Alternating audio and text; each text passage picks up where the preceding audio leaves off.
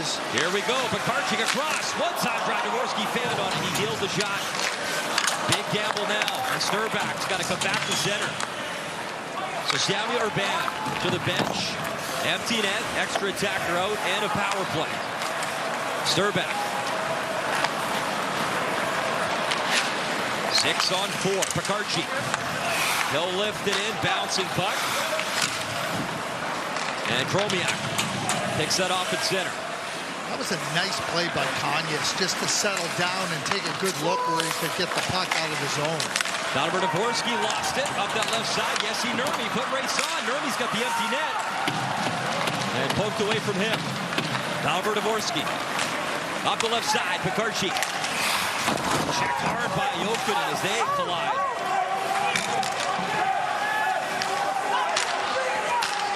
Jokinen at the line. Empty net.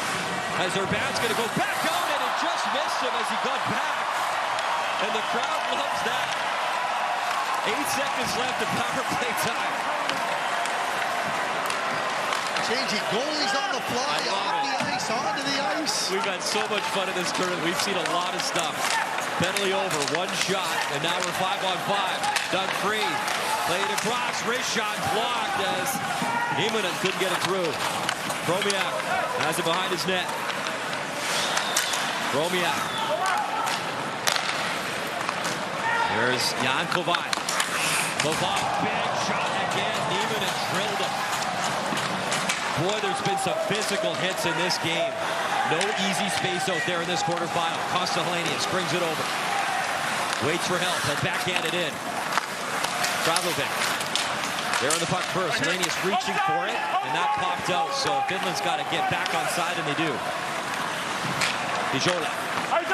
Across Kravlovik to Tomik. It bounced off him. And halted in. Working his way in. Lost the puck. Back the other way. Tomas Pobijak flips it into the corner. Under 6 minutes to go. 4-2 Finland. You love the gamble there by Ivan Fenish. Pulled the goalie off the power play. They couldn't score, but they didn't give up a goal. Look out. Oh my, that's about 8 rows up at TD Place. So you gamble, you got the power play, you pull the goalie, and then Sami Urban back of the net just in time.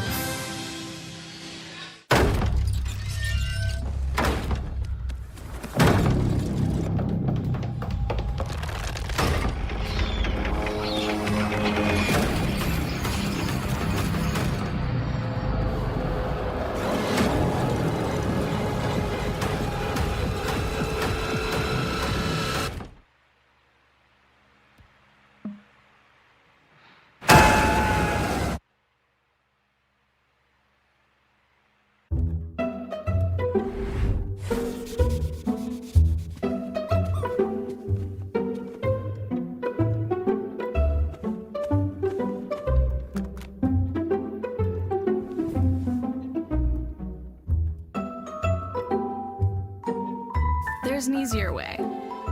From painting and cleaning to repairs and more. Taking care of your home is easy with Thumbtack. Download the Thumbtack app and start caring for your home today. Well,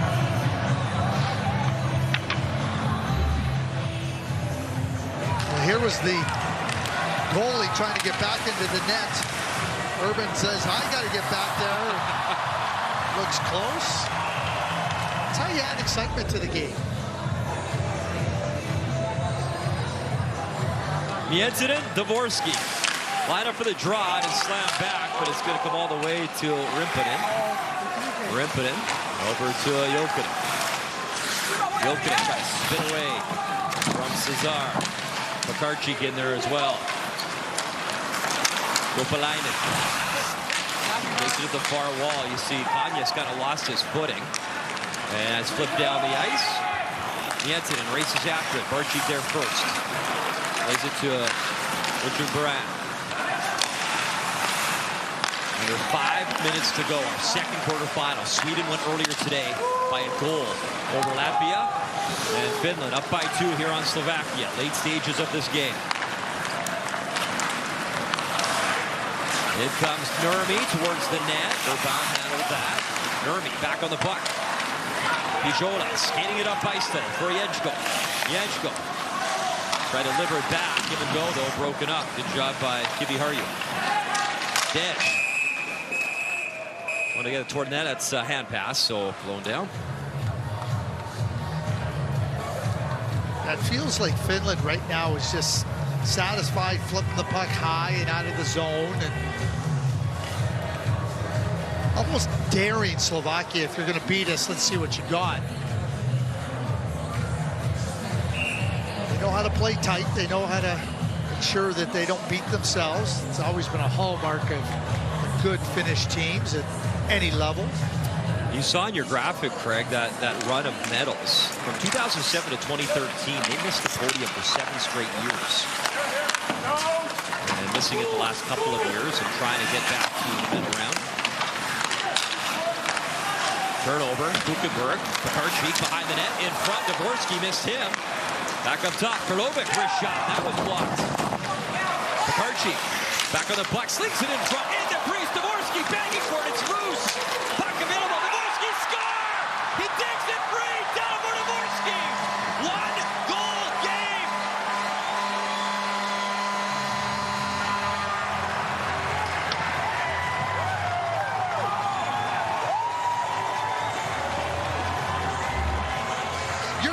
Pekarczyk chases the puck down right here and wins it. And then he gets it right into the net area. And now they go to work. And Dvorsky just backs up a little bit to give himself some room to work with. I mean, just the intelligence, the sense. Pucks out, kicks it, finds it, goal. So I talked about Finland. What a nice play here by Dvorsky. Here, I'll back up a little bit, back up, and then I got net to work with. I just said it earlier. It's like Finland's daring Slovakia. Okay, you want to start playing with fire. It's turned, the heat's been turned up on you by that young man, Dvorsky. What a fantastic play by Juraj Pekarczyk to chase the puck down and then get it down into the net area. Talibor Dvorsky, his 5th of the tournament. Tied now with Matejko for the tournament goal scoring lead with 5. In front, that was jammed just wide of the net. Good push by Erlinen. 1-goal game, 3:40 to go.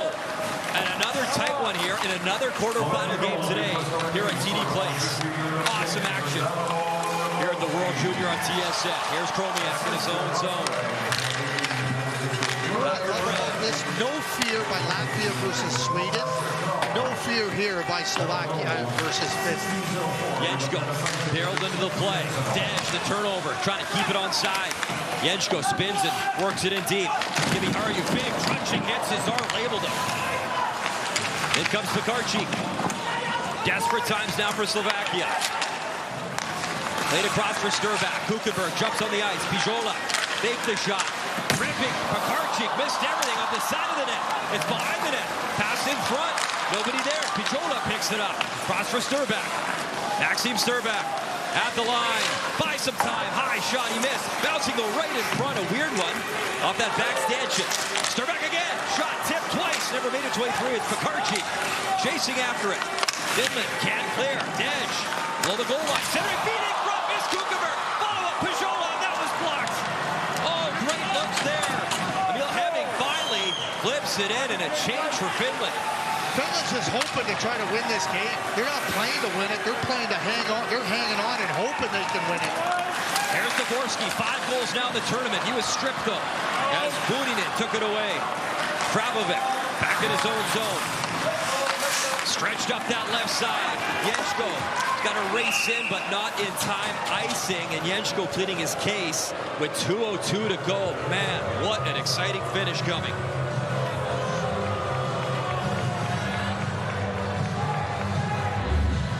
Well, Finland committing to blocking the shots, but the way that Slovakia is pushing the pace and pushing the attack and pressing, that's what you want to see.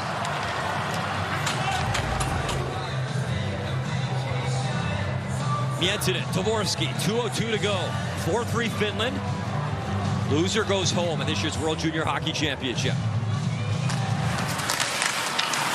Right away, slap shot, score! Ripped off the face-off. Yes, Nurmi, what a goal! and Finland in control again. Second of the game for Nurmi, and that is a massive one with 1:59 to go.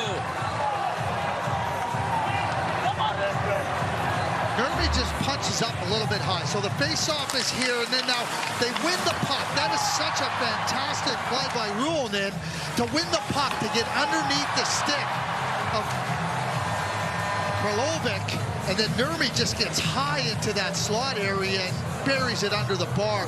What a fantastic play by Heikki Ruohonen to get underneath to win that puck, because Dvorsky had won it in the right direction for his team.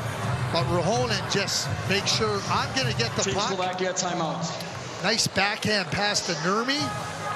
He gets a second of the game, and don't think it could come at a more important time. That's not Dvorsky's issue. Dvorsky did the right thing, but you get beat off the face-off. Just a fantastic play by Ruohonen. Timeout, Slovakia. Face-off ready. You got to be ready on the face-off.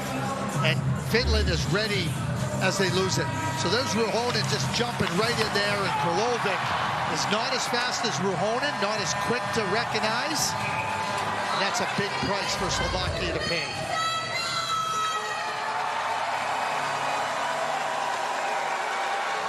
Slovakia had life. The goal from Dalibor Dvorsky. Jesse Nurmi, second of the game. Second of the tournament. Plays for London in the OHL. That was massive. Here's Jokinen off the try. He's going to skate it in under 2 minutes to go. Now 2-goal cushion for Finland. Jokinen at the goal line. Behind the net. Jokinen protects the puck. He's checked hard by Sturback. Sturback trying to free it, and he will. Missed Jenchko. Jenchko will deliver it back. Slapped up ice quickly. Kuchenberg wanted Jenchko. He'll barrel in. Jenchko. And the goalie pulled again. Samuel Verben to the bench. Extra attacker out. Puck in the corner. Jenchko. Checked by Jokinen. Kuchenberg took a big cross check from Miettinen. Kuchenberg back up. Sturback keeps it alive. Pekarczyk, wrister, and that hit a body. Jenchko, and then high, stayed in play and slashed down the ice. With 1:04 to go, icing charged. Battle's on, and Slovakia has battled. They've carried this game. I really believe that this is a Finland escape job in a quarterfinal. They jumped out to that 3-0 lead, and Samuel Urban went into the net. There's the cross check. That's a missed call. Totally missed call there. Full marks here to Slovakia. They've played hard, carried play. Petri Rimpinen has been outstanding. Dvorsky able to win it. Back to Sturback. Sturback. Dvorsky. Stick shaker. He's got to hustle and get a new one. Around the boards. Pekarczyk. Dvorsky. Waiting to get a stick. He's got one. Sturback winds up, fires, and a big stop through all the traffic. Rimpinen fought through and stopped it. Dvorsky. New stick. Shoots, and that's deflected. High to the far wall. Finland can't jam it out. Bouncing puck. Sturback collides to the line with Miettinen. Miettinen's lost the glove. 32 seconds remaining. They got to get two. And right in front of the official, you saw Kupalainen. The slash, and the fans wanted to call there. Sturback. 15 seconds left. Time winding down here for Slovakia. Pekarczyk flips it in. Up high to the corner. 10 seconds left. And that hit the netting. So down by 2, 8.6 to go. It was a heck of a push. Albert Dvorsky, we've seen him get so many chances here. He wins the face-off, gets into a spot and opens up, and then the stick just explodes on him. That's got to be so frustrating. And again, stick into the legs.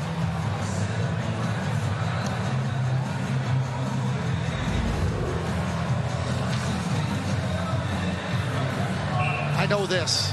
Like I just said it. This is an escape game for Finland. They escaped this game with a win. They played good for about the first 12 minutes, and then Urban came into the game. The best team in the last whatever 42 minutes or 48 minutes has been Slovakia. They have been the better team in this game. Dvorsky, one more win, quick strike, it was blocked. Time winding down, the backhand in.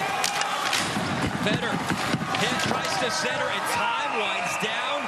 Finland will advance at this year's World Junior Hockey Championship. Advance by the hair on their chinny chin chins. Rimpinen was great.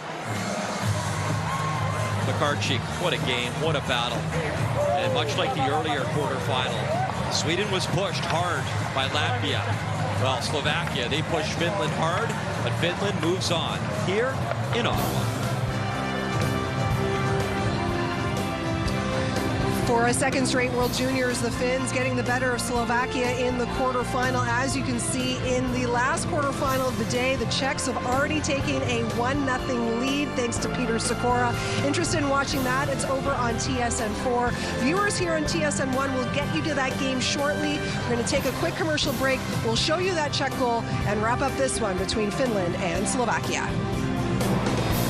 The whistle, Simone like battling hard in front to tie up the Czech forward. And I think we'll probably see a lot of this. All the talk the last couple days, Gord, about getting pucks to the net and getting bodies right around the lip of the crease. It's been a real area of focus on the off day for Canada. Braden Yager for the faceoff wins another draw for the Canadians. Over 70% in the tournament. That lead pass knocked out at center ice by Wojciech Kuzanecki. And across the line for Radis. Shoots, that's blocked and picked up by Yager. Being harassed by Sikora. Yager chips out ahead. Plays onside. No, it's not. A late whistle. Martone takes a whack there from Thomas Galvis. And that's what Martone didn't budge. And he draws a penalty. That is good discipline from Martone and bad discipline from Sikora. It's exactly what Canada has to do. Turn the other cheek. Take the punch in the face. First off, is this offside? He drag it long enough? Not quite. Good call by the linesman. But after the play was blown dead, Martone gently threw a puck towards the net, not on the net. And he gets bumped after the whistle by Sikora. And you watch Martone's hands. They're down. Doesn't do anything. Doesn't do anything. That's what you got to do. Draw a power play. Now you got to make them pay. Canada 3 for 16 on the power play. The Czechs have allowed 3 goals on 19 opposition attempts. They allowed 2 goals on 7 tries against the Swedes on even. Now Ritchie's going to get one, so that power play is over. They're going to call a trip on Cal Ritchie.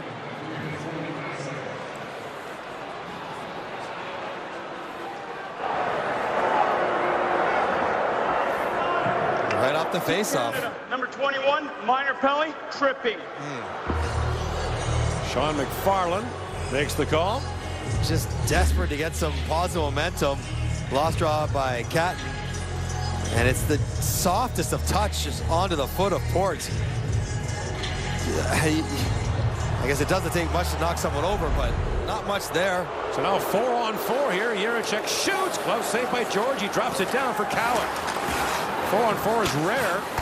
Under IHF rules, they don't do 4-on-4 for coincidental minors, but of course these were staggered by a couple of seconds. And now Cowan winds out, along with Catton. Berkeley Catton swings that rink wide for Bonk, who kicks it back. And breaking away was Chalet. They fight it with a pass. Chalet in alone. Back out of that wide. Early breakaway for the Czechs' most experienced player. First round pick by Seattle in 2023. Now Catton lines in, drops it back to Dickinson, speeds it back in front, Cowan with a chance, and Rabo with a save. And again, they're looking ahead. They've got a player busting out. Raditz moves in and shoots. And that's knocked wide. So the Czechs are flying the zone on turnovers. They got a 4-on-4 active, both defensemen for a 4-on-3. And now McKenna spins back as Canada's changing. Gavin McKenna drops that back for Yager. Minutes ago in the 4-on-4. Here is Yager with it. Spins back, being watched by Stanzel. Flips that back across. And here is Gibson with it. Andrew Gibson, the Sault Ste. Marie Greyhounds to Yager. Hard pass back for Molenbeek winding in. Molenbeek comes busting in, but it's stripped of the puck by Kuzanecki. 30 seconds ago in the Czech penalty, then a brief 4-second power play. That pass missed for Stancil, and icing called as Gibson gets back. Chances galore at 4-on-4. Sam Dickinson jumps down, Bonk's already in deep, and Chalet, the last guy you want, in alone, and George gets a cuff on this. Yes, he does, just enough to get over the bar. Huge save. Now, nice little play on the rush. Easton Cowan's trying to score, looking for a goal. Look at Oliver Bonk. He is so wide open. And he knows it. He's so wide open for a backdoor touch. If you just slip it across, he could not miss. Now Cowan wins the face-off. Back to Molendyk. Tanner Molendyk shoots. That goes just wide. Cowan steps up. Easton Cowan tries to throw that back in front for Nadeau. That's picked out by Tomas Galvas. Right wide they go for Huzinetsky. He moves in on Gibson. Huzinetsky gets a step. Now pivots back around. Fibiger.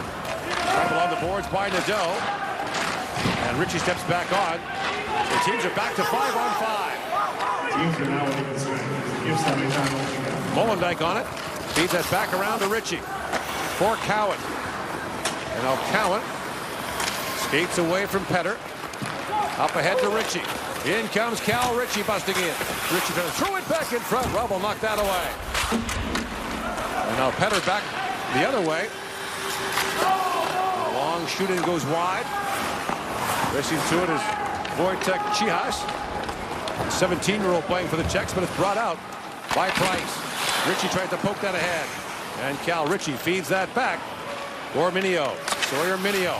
Lead pass for Ritchie. Chips it down to the Czech zone. And Rabo back for it. Shots are 6-2 in favor of the Czechs. They have a goal and a breakaway. Pat tied up, and Chihas brings it back. In comes Chihas, gets a step. He's poke checked there by Bonk. And Chihas gathers it back up. Brings it back around to Feltzman. Trying to chip it there and scooped up by Yeko. Pochi moves up for the Czechs and rings that back around. Yeko almost had that picked off by McKenna. Now it's scooped up and moved overhead to Pinelli for Cat. To Luca Pinelli. Moves his way in. Pinelli gets straightened up there by Matteo Kochi. Was chipped back in by Adam Yeko. Here's Sam Dickinson. Spins back, 12.5 to go here in the opening period. Bonk. Lead pass to McKenna. He's tied up. And a move across for Shelley. Moves it and shoots, and George makes the stop on that. McKenna. Back across to Dickinson. Lead pass to Pinelli. Just missed. Trying to find Jagger. Mastersky drops it up for Shelley with a shot. That's knocked away by George. Third World Junior for Chalet. He's played also in 2 Olympic Gretzky Cups and 2 IHF under-18 tournaments. 7 of them before his 20th birthday. And icing called against Canada. He would be a voice of calm and reason in the Czechia dressing room, given how many times he's been around. Now, these turnovers are going to cost Canada. I know they want to make plays to the middle of the ice, but you cannot keep spitting pucks out into center ice at the red line while trying to activate defensemen and not give up chances going the other way.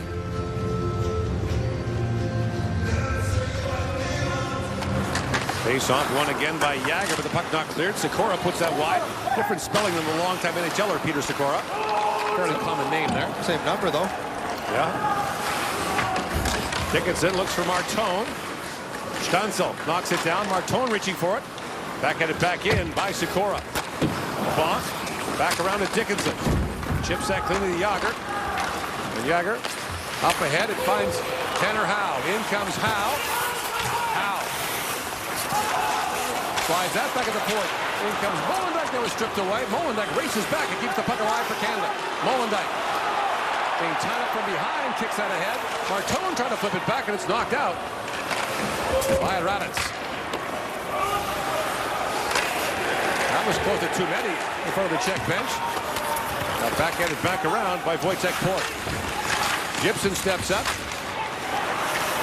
And Luchenko on the net with big hit there. And Bourdain's going to get a penalty. And Sikora is down. And Cole Baudouin is going to be penalized here after that collision with Czechia's Peter Sikora. And the referee's arm shot up right away.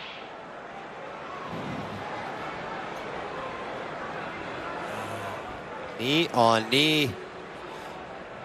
Sikora goes down. That was always going to be called. The referees will get together and figure out if they want it to be a 2 or a 5. Sikora remains on the ice, and the officials are conferring. This telecast of the IIHF World Junior Championship is presented by Elite Prospects, the gateway to hockey. Download the app now and track every detail of the World Junior Championships. Join millions worldwide on hockey's #1 destination. Follow any league, team, or talent.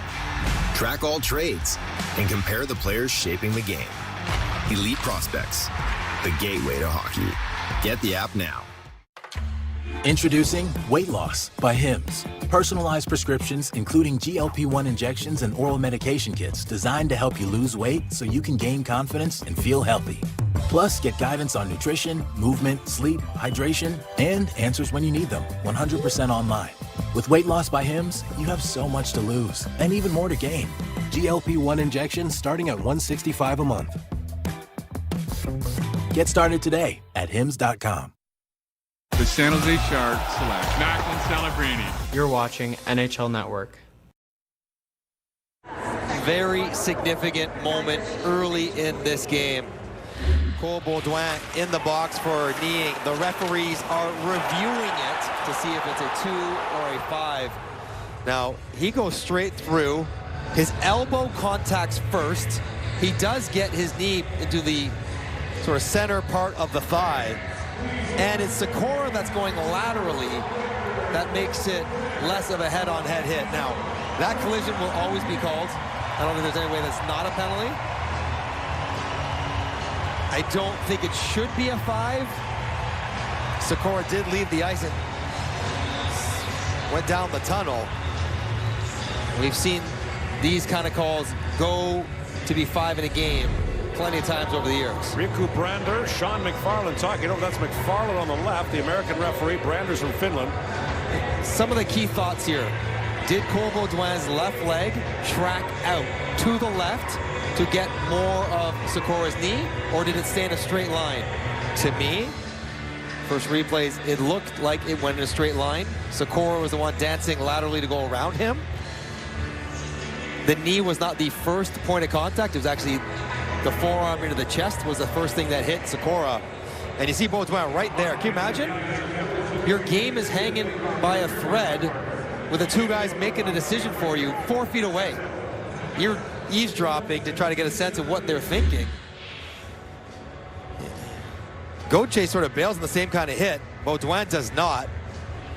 And let me just roll this forward for a second. Sikora, the fact that his shoulder hits him first, I don't think it should be a 5. Sikora checking. Is it a penalty? It's a penalty. Penalty. And then he grabs at the leg. He remains on the Czechia bench. And I hope he's okay. Certainly. I sort of expect him to be, and they've made their mind up. I think it should be a 2. Here's Brander with the call. Canada number 26, 5 minutes, game misconduct for me. They call it a major and a game misconduct, so Baudouin's night is done.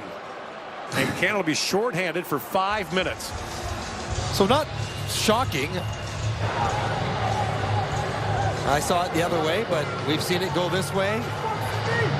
And for all the talk about discipline and no penalties, Canada, Dave Cameron doesn't think it's enough of a need to warrant a 5. But think about it. They took a penalty while on the power play after 4 seconds to get their first power play. Now they've taken a 5-minute major, lost a player, and we've only played 9 minutes. They came into the game most times short in the tournament. They're going to remain there. This is a huge 5-minute sequence, down 1-0, getting shot 10-2 for Canada to try to survive this and stay in the game.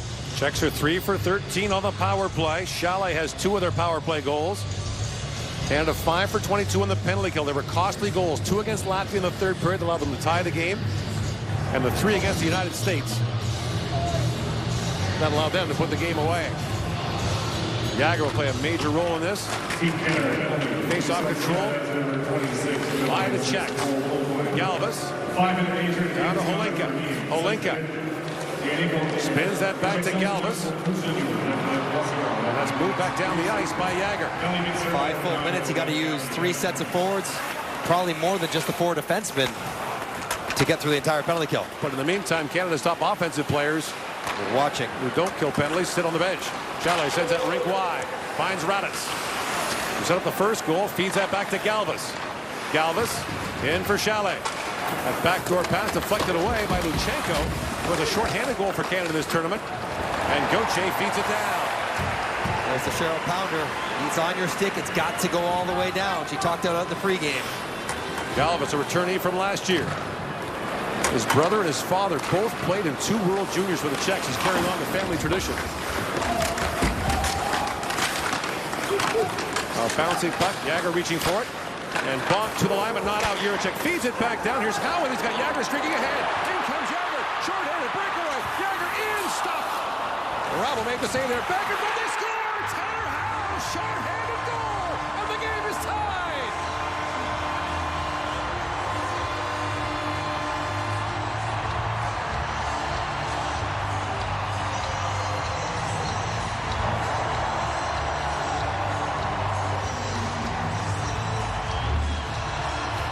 What a sequence. The clear from Howe to Luchenko. Nice, good save by Rabel, but Luchenko doesn't lose his composure. He stays with the play. Actually picks up the rebound. And watch Luchenko's head. As soon as he gets it, where is he? Spots Howe. And Howe doesn't sit on the play either. And Jagger puts it right on a tee. Rolling to get underneath it. Up and over. What a huge goal for Canada. Short-handed. The 11th goal of the tournament for Canada by the 11th different player. Tanner Howe, native of Prince Albert, Saskatchewan, plays for Calgary in the Western League. There's a big short-handed goal to tie it up.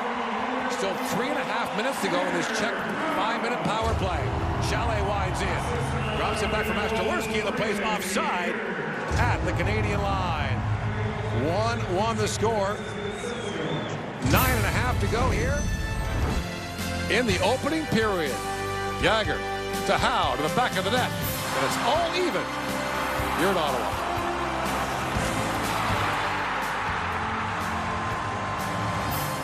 This telecast of the IIHF World Junior Championship is presented by Elite Prospects, the gateway to hockey. Download the app now and track every detail of the World Junior Championships. Join players, scouts, and coaches on hockey's largest platform, where players showcase their game and recruiters uncover new talents. Elite Prospects, the gateway to hockey. Get the app now.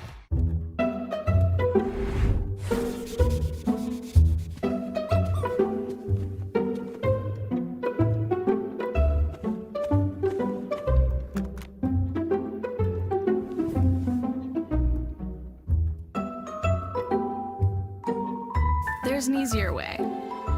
From painting and cleaning to repairs and more. Taking care of your home is easy with Thumbtack. Download the Thumbtack app and start caring for your home today. Connor Bedard! You're watching NHL Network. Canada on the board and in the game, courtesy of a short-handed goal from Howe, as it was Jagger sprung, unable to score, but really the ability to stay with the play after the fact, and a nice finish. A lot of times, especially when you're short-handed, you send a guy in for a breakaway, you just watch. You're not chasing the play down. And Tanner Howe gets on his horse in case there's a rebound chance. And now you got a little life back in the building.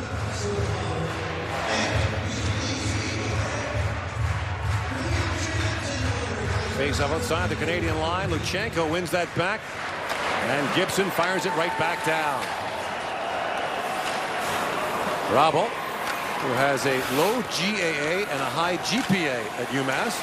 Good combo. In his second year. We'll move back across to Raditz. Raditz. Gauthier fell. Raditz Being harassed by Gauthier, still on it. Now played around by Chalet. Races to it as Gibson. Referee got in the way. Mashtalerski gave it away, and Gibson sends it down again. Inside 3 to go in this 5-minute Czech power play. Tomáš Galvas slides it all the way back to Holinka. Chalet drops it back to Mashtalerski. Chalet plays it back around. Was batted down by Molendyk, and he sends that the length of the ice. Bravo. A great big Czech goaltender, 6'6", an Arizona second-round pick. Galvas slides that back to Sikora, who's back out there on the power play. Feltzman plays it back down. Molendyk reaching for it. Molendyk trying to work that free. A 6-man scrub. Molendyk had that batted down. Played back to Sikora. The crowd roasting him. Jiricek feeds it back across, and a hard shot bounces back in front. That shot by Yeko was blocked. Here's Sikora back with it. Sikora feeds that down to Feltzman. Back at the point is Jiricek. Pass in behind Sikora. Picked up by Bark and sent back down the ice. Stancil pivots back, being watched there by Cowan. And Stancil slides it across to Adam Yeko. Also plays in Edmonton in the Western League. Sikora chips that in. Stancil with a big hit. Jiricek plays it across. Yeko centers it. That's hammered wide by Stancil. Rebound on the side of the goal. They score! And it's batted in. Looked like Stancil might have got the last touch. And the Czechs have regained the lead.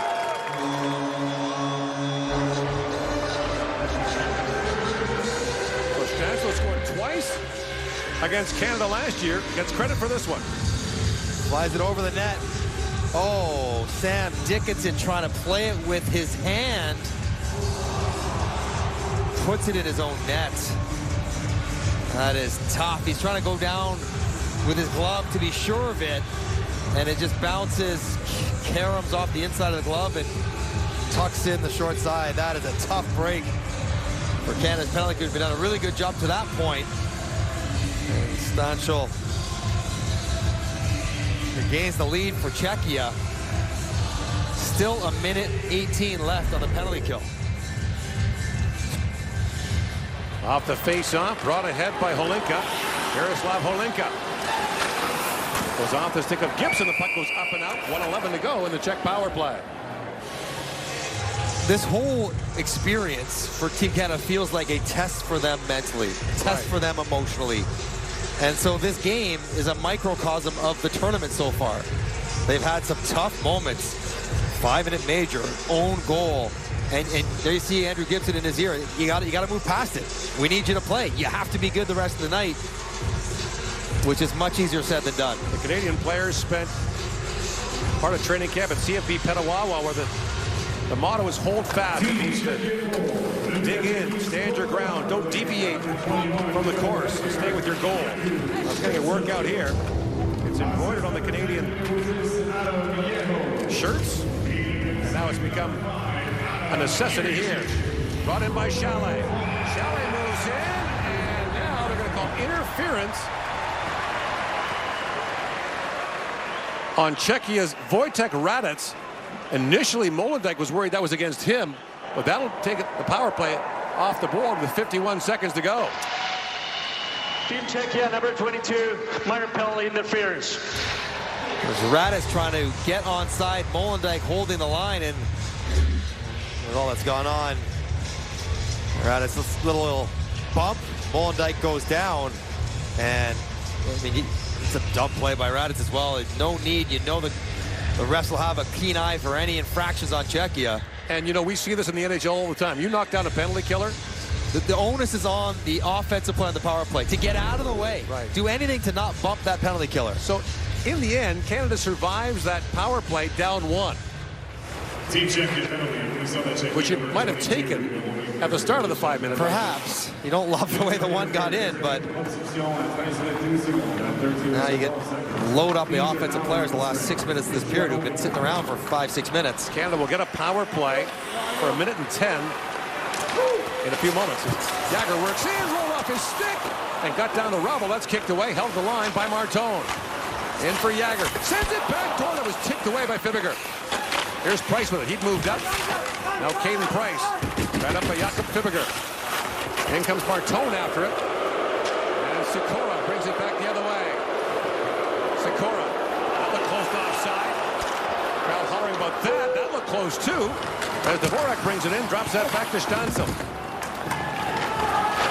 Team Czechia is now playing short. Stancil gets credit for the second Czech goal. And now Canada on the power play for 1 minute. And change. Cal Ritchie pivots back. Away comes Ritchie. In across the line, Cal Ritchie. Performed with a shot. That was a save, and the puck goes back to the point to Cowan. Now Cowan crisscrossing with Cat. Berkeley Cat. Back across. A hard shot by Dickinson deflected wide. Cowan back with it. It's tied up in the corner. Cowan works that free. Walks right out. Cowan trying to bang that back across to Ritchie. Ritchie back at the point for Dickinson. Dickinson's pass is broken up by Feltzman. And now slapped down the ice by Zidlichki. 25 seconds to go in this Canadian power play. Away comes Dickinson. Back to Cowan. Lead pass for Ritchie. And Ritchie works it back across to Bonk. Oliver Bonk moves to the bumper spot. Cowan lines in. Drops that back to Dickinson. For Cowan, that pass is broken up. And it's sent back down the ice by Holinka. One shot for Canada on that abbreviated power play. Cowan lost the puck to Kochi. And it's banked back down to the Canadian zone. Here's Dickinson on it. To Gavin McKenna, who sat in the box for that penalty. And now Cowan stripping the puck. And it's brought back out by Andre Koss. Dvorak banks that down. Here's George on it. Up to Pinelli. That rink wide pass almost broke it up, and brought back by Jagger. Reagan Jagger, the captain, one of 4 returnees down to McKenna. And Gavin McKenna works that free, pivots back in the corner. And again, McKenna slides that back. Gibson found the one-timer. Gibson feeds that towards the goal to Pinelli. And Luca Pinelli chips that back to Gibson, a long shot. Rebel save, rebound, losing the side of the goal. That's knocked away by a diving Adam Jiricek. Jagger for Pinelli. Back to Molendyk. Molendyk, a long shot. Rebel, the glove save. And he'll hang on to that. It's been a wild first period already. 2-1 the Czechs lead in Ottawa.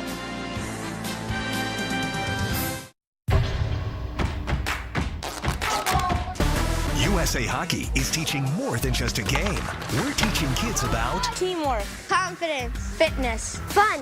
Because every kid deserves a chance to play, love, and excel. Visit USAHockey.com to learn more about the great youth hockey opportunities available for your child. Because dreaming big is one thing, getting the right start is everything. I'm certain it's level 5. Are you for imprint certain? I'm certain it's level 5. Certainty matters, like the certainty of 4imprint, your home for high-quality promotional gear, including exclusive items and brands they love, printed perfectly and guaranteed to arrive on time. To wow your clients, nail your next event, or inspire your team, check out 4imprint.com. 4imprint, for certain. Get 40% off your first 4 months of Crave by scanning the QR code and start streaming hit series, the biggest blockbusters, and all-time favorite movies. Crave, endlessly entertaining. 3:50 to go here in the opening period. Czechs a 2-1 lead on Canada, the final quarterfinal of the day. This is the win-or-go-home portion of the tournament.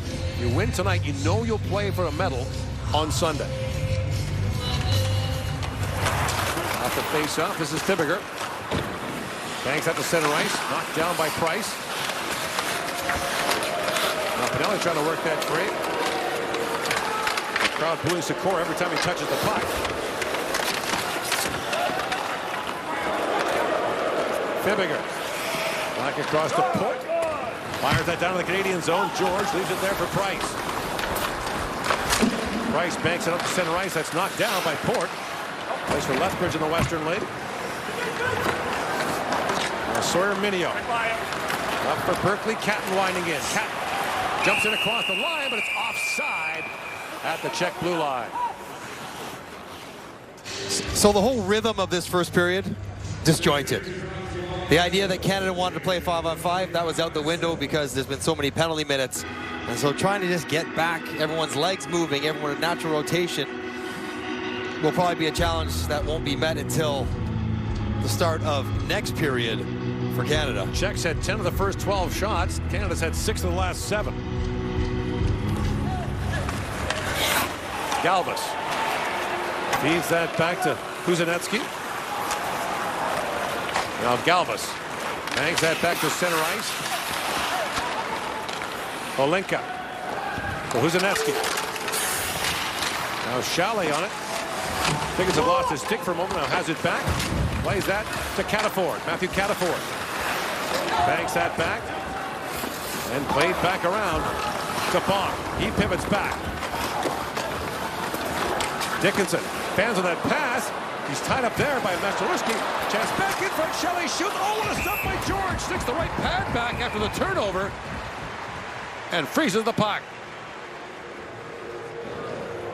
Turnover in their own end. Sam Dickinson's had a tough first period. Overskates this puck.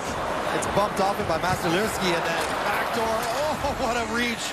So important for George to get that post covered and stay with it.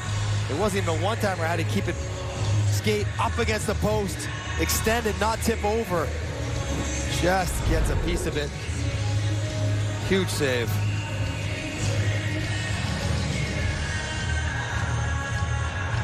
Jagger for the defensive zone face-off against Yuri Filtzman.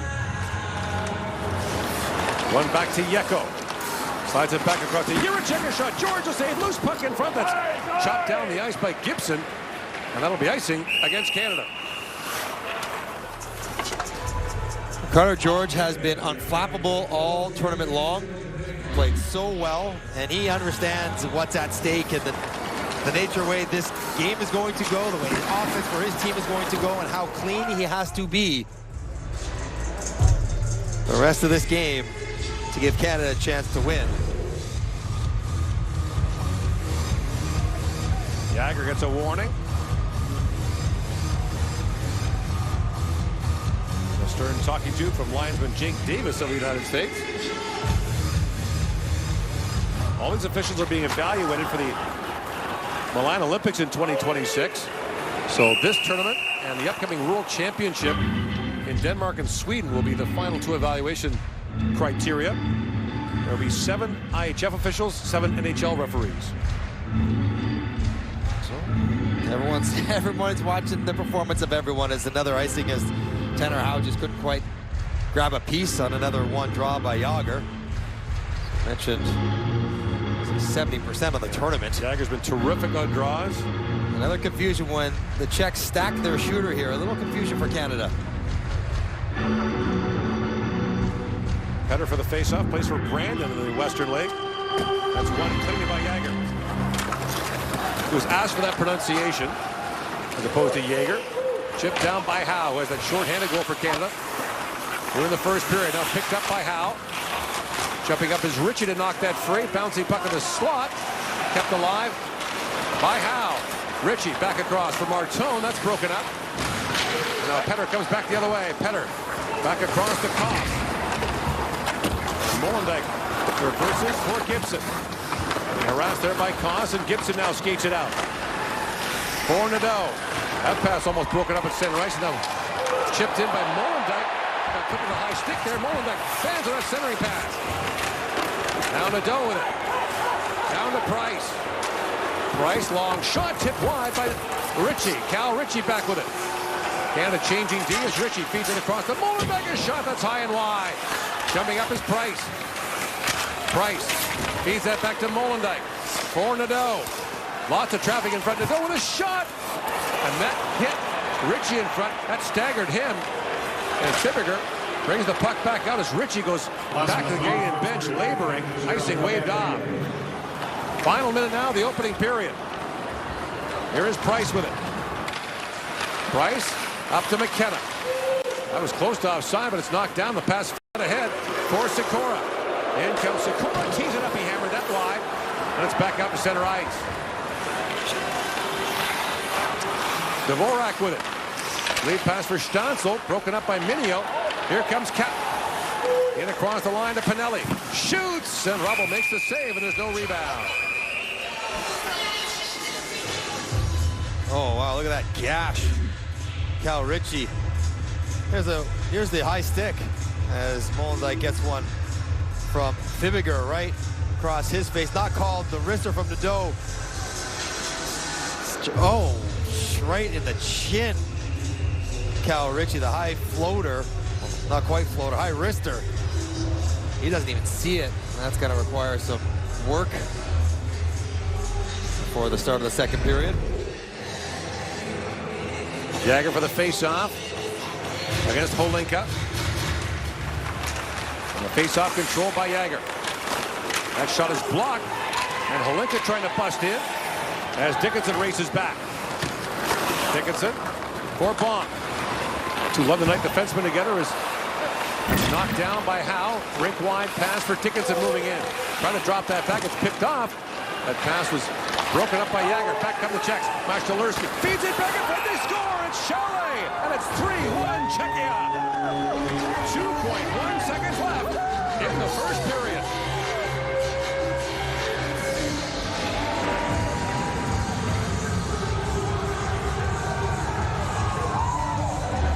You can't give Chalet these kind of looks. Dickinson activates, get caught in deep. McKenna doesn't recognize, and that's a nice pass and better finish. It's a 3-on-2 with Gavin McKenna skating back forwards. That's a tough one-timer to get up in the top half of the net. No chance at all for Carter George.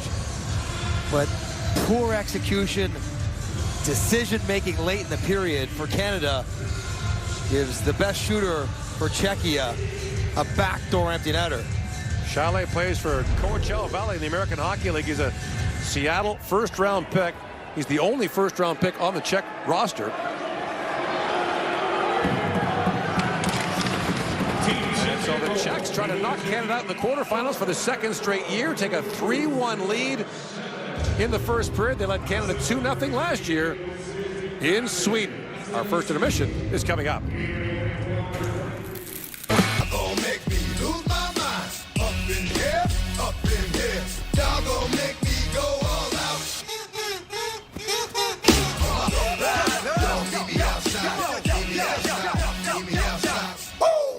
Back pain. When you've got it, you know it.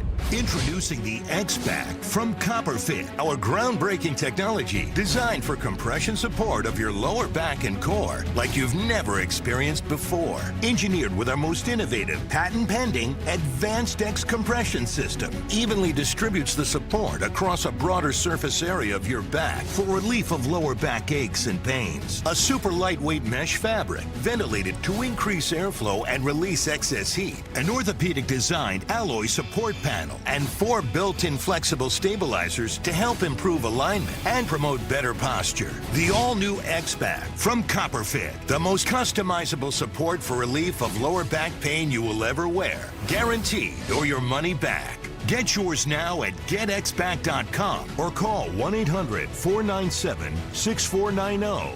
Order right now and your shipping is free. CopperFit. Feel the difference.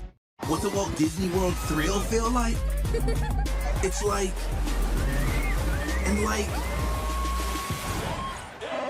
and it feels even better together.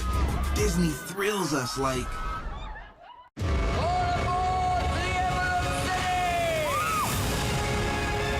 Think of what we could do together. How simply remarkable.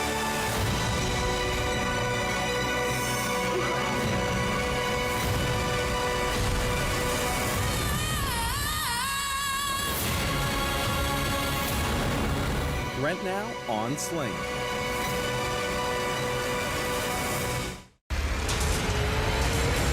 Anybody at home? This is a conclave, Aldo. It's not a war. It is a war. This is about more than just your son.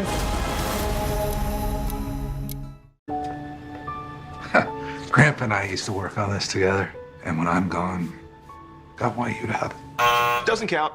What you need is a will, something you can sign and make official. Start your will at trustandwill.com and make it count. Smash through the action. Break the ice with On the Fly. Catch every gargantuan goal, every seismic save, plus reacts from our experts on the fly on NHL Network. This is NHL Network. Close to a worst-case scenario for a start for Team Canada. Tanner Howe's Shorty, the only bright light. He's standing by with our Kenzie Lalonde. Eventful first period. I want to go back to the beginning when Czechia scored just 43 seconds into this game. How did it impact the energy on the bench? Yeah, I thought, it's a tough first shift. You never want the other team to score first shift. But, I thought we had a good bounce back and, obviously tying it up and, that was good. You've scored many goals in your hockey career in the Western League, maybe no bigger than that shorthanded goal here for Team Canada. How good did that feel? Yeah, it felt really good, especially, tying it up and, us taking that 5 minute kind of, gave us some legs. So, it definitely felt good. Able to put 9 shots on net in that period. How you guys generate more scoring chances moving forward? Yeah, I think we got to have a shooting mentality. I think, we got to get guys to the net. This goalie lets out a lot of rebounds. So I think if we do that, we'll score some goals. Thanks for the time. Yeah, thank you. James Duthie back with Cheryl Pounder, Jeff O'Neill, and Bob McKenzie. The absolute worst kind of bookends. A goal 43 seconds in, a goal with 3 seconds left in the period. How crushing was that last one? Well, it's hard to put it into words because you just know how crushing it is. I mean, you're 2 seconds away from getting to the intermission, hitting the reset button, and all of a sudden there's a turnover, not managing the puck, also not knowing who's on the ice and the time of the clock. You have to be extremely aware because this is a 3-on-2 the other way, and one of the defenders is the youngest player on your team. Chalet, one of the best players on their team, is on the ice, quick and transition. This is a possession offense, and they're able to convert and capitalize on it. For the Canadians right now, though, they have to shore up their execution. I mean, the number of times over and over, we're marking, listen, player open, miss pass. Pucks into skates. Pucks into skates. They can't get the shot off because there's a miscue. They have to shore that up. And one of the few things they've had going for them in this tournament so far is that they have been airtight defensively 5-on-5. But not on that third goal, and that air of invincibility that Carter George had early on is kind of shattered right now. No goals allowed 5-on-5 in the first 4 games, 2 in that first period against Czechia. O said in the pregame, this was the most important first goal in the history of hockey, and 43 seconds in, what happened? I also forgot about 8 other things that I was supposed to mention in that period, like don't take a 5-minute major, don't let them in behind the D. The one thing we never accounted for was some lucky breaks for the opposition. Carter George has been so good for Canada, but this is a tough way to start a hockey game. The neutral zone play, and it goes the other way, and then off a stick, and the goaltender's thinking that he's going to keep the puck, and it goes 5-hole. And then the next one, Dickinson's trying to play the puck from behind the net, and it goes off his glove and into the net. I just can't think of a worse start for Canada, James. You factor in they tried to get back into the game with that Howe goal, and then these things happen, a real difficult start. They got a massive mountain to climb now. We have given Canada, rightfully, a hard time about discipline, but that Baudouin major, was that a major in your mind? There was a lot of clean contact there. Not only do I not think it was a major, I'm not even sure it was a penalty. Now, I mean, if you watch the one angle from up high on the play-by-play, he gets spun around and he goes down and he's holding his knee, holding the back of his hamstring actually. But on that play right there, that is a center mass hit right through the chest. Baudouin's left knee was between Sikora's legs. His right knee was on the outside of his leg. Watch the knee in the middle. Goes right through, and it's thigh-on-thigh, chest right through the body. That, to me, is a really good hit. It should have been, at worst, a 2-minute minor. And the worst part of it, too, is, aside from being a five-minute major, is you lose Baudouin. And Baudouin's been one of their most consistent physical presence. Even though he plays on a fourth line, he moves up and down the lineup. That's an important loss the rest of this hockey game. It seemed like one of those European rink calls where it's like this thunderous check and a ref's never seen anything like that. And then all of a sudden it's a 5-minute major. And I'm not going to call the guy a faker, but he sold it perfectly. He went down, he grabbed a leg. And as soon as the ref saw that, they were huddling. And then he was out there 2 minutes later skating around like he was Gretzky. Instantly it was enemy a crazy number 1. Scenario. And for me, I'm looking at that line. right, as he's checking the player. And to me, that line looked pretty straight. Didn't look like he was going to go left or right, and I thought it was square contact. So no, not a 5-minute major at all. 3 power play goals for Canada in the tournament. They've almost caught them in shorthanded goals with 2, which was the lone bright spot. Well, yeah, it was a lone bright spot, and we talked in the opening about the PK and how important it was going to be to get the clear. They were doing a magnificent job of sticks and passing lanes, and because of it, they were able to turn the puck over. And you can see here, great stick in the passing lane. Now you recognize that there's a player ahead. Beautiful feed. You can see Jagger is in on it, unable to convert, but stays with it, relentless on it, has the ice, nice square positioning by Howe to come up the middle of the ice, and the foresight to say, you know what, I recognize that I can get in behind the Czechs on this one to be able to put that in. You thought that momentum was going to help them. That might be one of the longest give and goes I've ever seen. and the other thing, one of the only positives on a 3-1 period, first period, is that's the best period of hockey Jagger's played. Yes. All right, let's look at the numbers from Sportlogic. Through 20 minutes of play, the only number that matters, down 3-1 on the board, but the slot shots, Czechia with its 9-5 advantage and a 5-1 advantage in rush chances. Second fewest total shots for Canada as well in a period in this tournament so far. It was supposed to be a fresh start. It has been the exact opposite for Canada. Same old issues, same old problems, a little bit of bad luck thrown in, and a 2-goal deficit. Still lots of time left. We continue on our first intermission right after this from the World Juniors.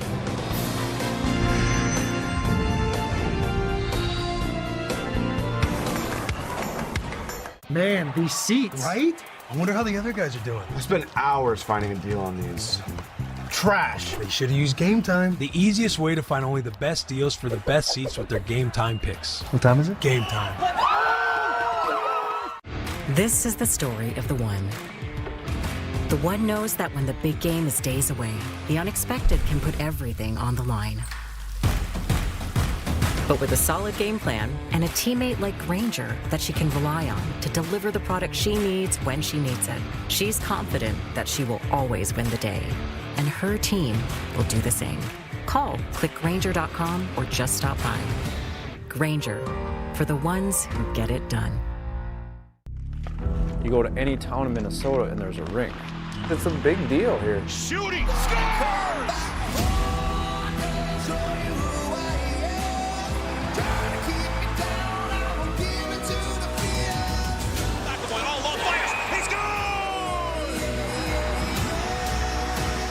Once again, USA Hockey wins the World Junior Championship. On sale now at 2026.worldjunior.hockey.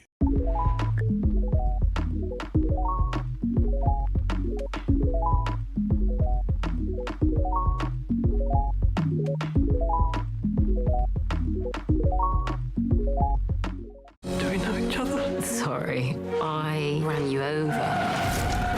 I'm Alma, by the way. Tobias. Clock is ticking. What's the rush?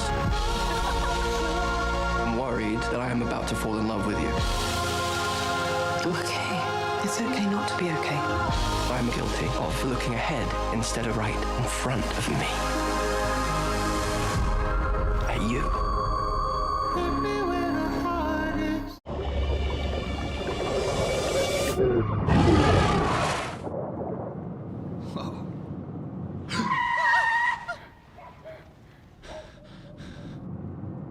Eyes forward. Don't drive distracted.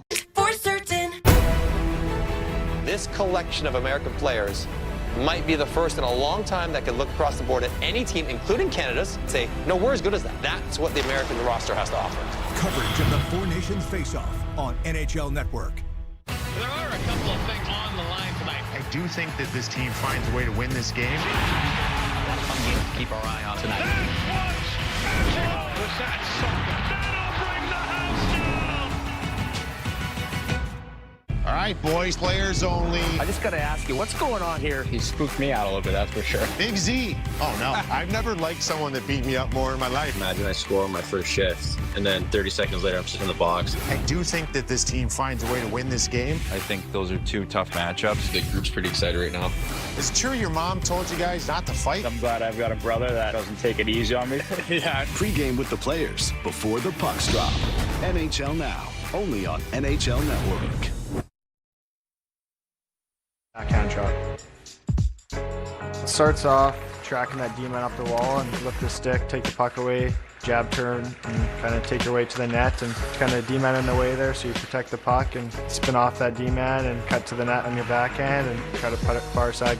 There's so many good D-men out there with good long sticks. If you're quick and you can spin off them, you can create a lot of space and get open in those good areas. As you move up levels, D-men get really good and they're good with their sticks, so you can spin on them and kind of drive to the net and get in that scoring area and shoot and beat goalies with your backhand shot. It's really important. Let's take you through all three other quarterfinals. First one, Sweden taking on Latvia. Swedes undefeated through group play. 2-0 Swedes in the second on the power play. Some nice passing. David Edstrom will bury the rebound, his second of the tournament. Latvia will come back to get within one. Really impressive tournament for them. Leonard Svedberg was awesome again today. 47 saves, but they fall. 3-2 is the final. Number 2, the Americans taking on Switzerland. There was no drama in this one. 2-0 USA in the first. Ryan Leonard, who had a night, drives the net hard, finishes first of 2 goals for the U.S. captain. James Hagens, perhaps a first overall pick coming in the 2025 draft, scores a pair as well. U.S. wins big, 7-2, the final on that one. Quarterfinal number 3, Finland-Slovakia, a rematch of last year's quarters. Early in the first, off the Slovak turnover, Jesse Kiskinen will bang home the rebound right there. His team leading 4th of the tournament. Kick-started a 3-goal period for Finland. They started slow, but they look good now, and they win 5-3 is the final.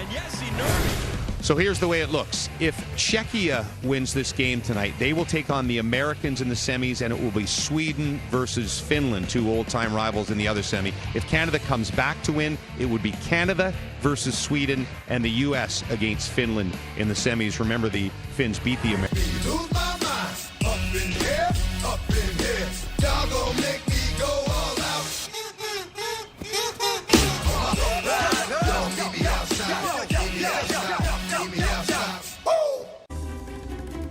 To avoid digital threats, just turn on NordVPN.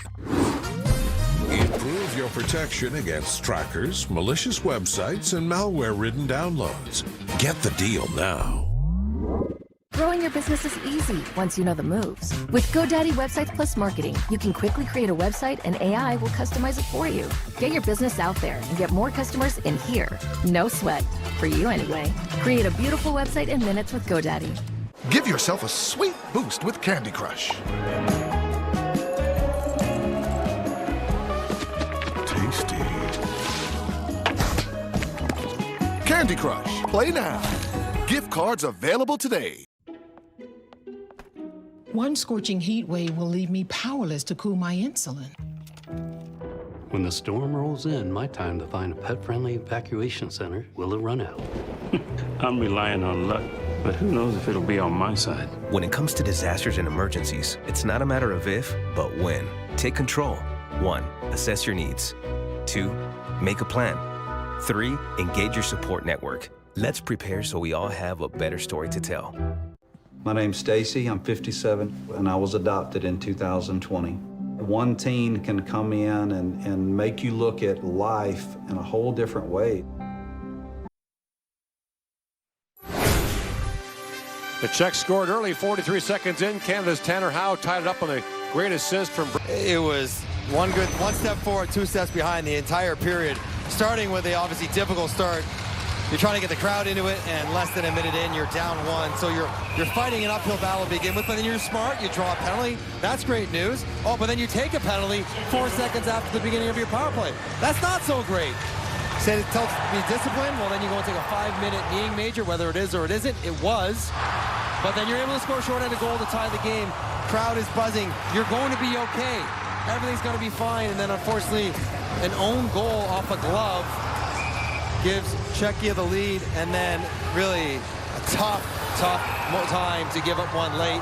Couple seconds left in the period, and Dave Cameron would have had some work to do in that intermission to try to get his team back up feeling like they have a chance in this game when so much went wrong in the first. Canadian players standing at the bench. The teams begin this second period 5-on-5. Long shooting by Holinka goes wide. Chalet off the side of the goal, stopped by George.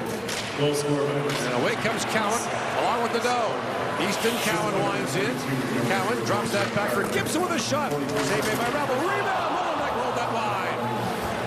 Now Cowan back with it. The It's bumped back out by Adam Jiricek. By the way, I mentioned in the first period that Chalet is the only first-round pick of the Czech lineup. He's the only forward pick in the first round. Jiricek is also a first-round pick to St. Louis. His brother drafted in the first round by Columbus, just dealt to Minnesota. Cowan. Lost the puck to Max Jalerski. Max Jalerski tries to go rink wide for Chalet. Who first emerged as a 16-year-old at the Hlinka Gretzky Cup Under-18 Summer Tournament in Red Deer in 2022. And he's been a mainstay for the Czechs ever since. Wojtek Radec swings it back in the Canadian zone, picked up by Jagger. Long lead pass, finds Martone for Howe. Skipped off his stick, and now Radec has it back. Now have to tag back up onside.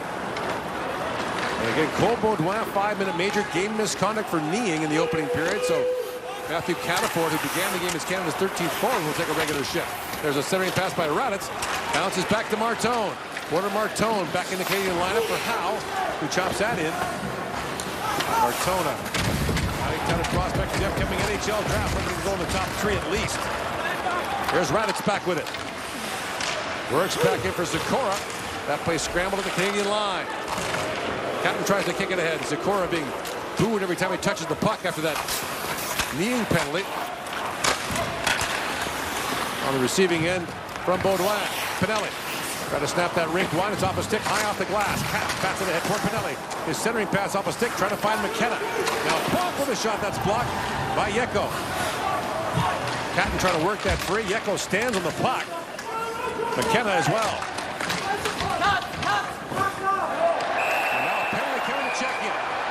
That'll be Wojtek Chihas who goes off, and Canada goes to the power play 2 minutes and 17 seconds into the period. I think he's getting a dive as well. I cannot believe they're going to. Wow, they're going to go on embellishment. Oh my word! 15 minor penalty, cross-checking. Canada, number 14, minor penalty embellishment. 5 on 5. I mean.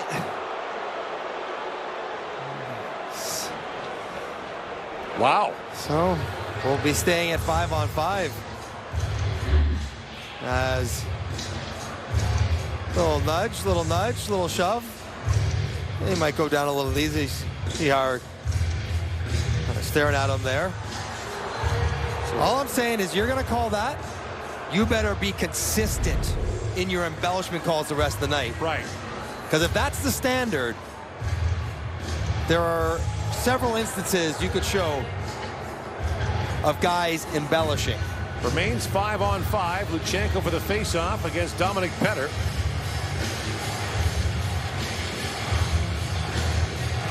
And Luchenko wins that cleanly back to Gochen. In comes Iggy with a shot. Side of the goal, chopped at by Luchenko. Picked up by Koss. It's picked up at center ice by Iggy. He's flattened. Now it's brought in, walking right in is Petter with a backhand, rolls wide of the goal.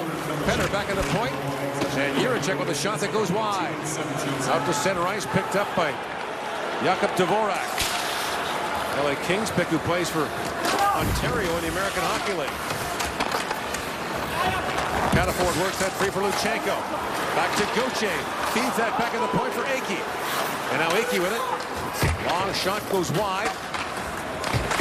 Picked up by Adam Zidlichki, but he's on the wall sealed by Gauthier. Jumping up is Akey to keep that alive. Cataford couldn't quite reach it. And Jiricek, a crunch there by Gauthier. That the other way comes Zidlichki. Zidlichki tied up by Ritchie. Holding Ritchie's stick in his hand. Gauthier throws it back to center ice. And Fibiger back with it. Ford moves in. Ritchie stepped into him. Carter George plays it back around. Shot 16-11 Czechia. Ritchie. Rink wide to Andrew Gibson. Slides out ahead to Cowan. Cowan drops it back to Ritchie. Ritchie feeds it across to McKenna with a shot. That's blocked by Fibiger.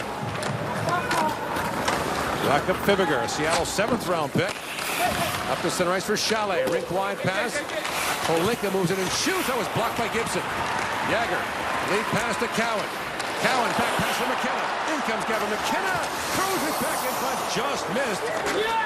As he was trying to find Molendyk, who had jumped up. And Chalet lifts it back to center ice. Mash Jalerski. Moves up with Holinka joining the rush. Nashtalerski. Elon Dickinson, who separates him from the puck. Poked free by Jagger. He falls. And now Stanzel with it. McKenna for Jagger. Lead for Cowan. Cowan tied up. Drops that back needed for Jagger, but that pass is broken up by Stanzel. And back comes Raditz. Wojtek Raditz. Lost the puck, and Howe back with it. Howe.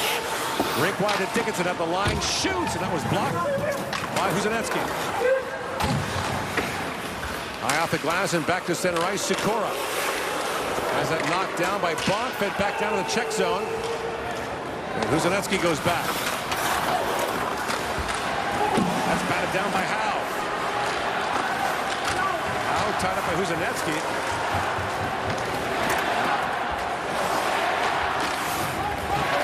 Urchenko feeds it back. Oh, the shot on the feed from Martone. Racing back is Dickinson out of the players bench. They were playing with 4 guys, and that's why he just jumped late. No accounting for where Yeko was coming from. And almost a break for the Czechs. As Canada changes, Dickinson buys some time behind the goal. Dickinson to Pinelli. And Luca Pinelli has it roll off his stick, now bats it down to the check zone. Lead pass by Dvorak. In the skates of Feltzman. Yeko had that block. The loose along the boards. And Kochi can't hold a race for it now. Nadeau coming in along with Pinelli. It's picked up by Dvorak. Rushing in is Koss. Shoots. George the save. Rebound cleared up by Minio. A brisk second period. That sort of Minio pass goes off a stick. Up and out of play. 13:56 to go in the second. 3-1 the Czechs lead at the 2025 World Junior Hockey Championship.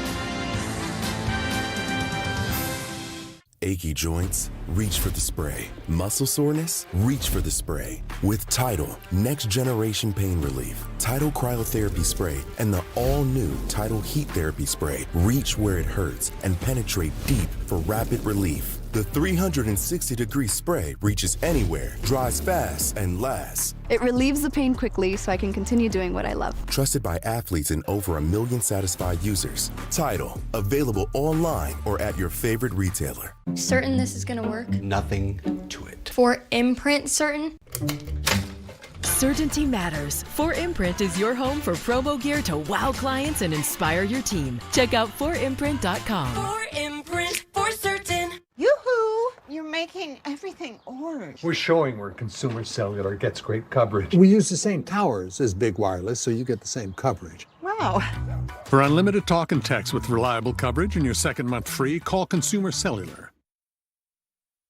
It's tough to jump into a fast-paced physical game. Boakey, one shift in the first period, playing early in the second. Now Wakey, hello, guys are hitting each other out there. And after that hit, really good opportunity breaking in for Petzer.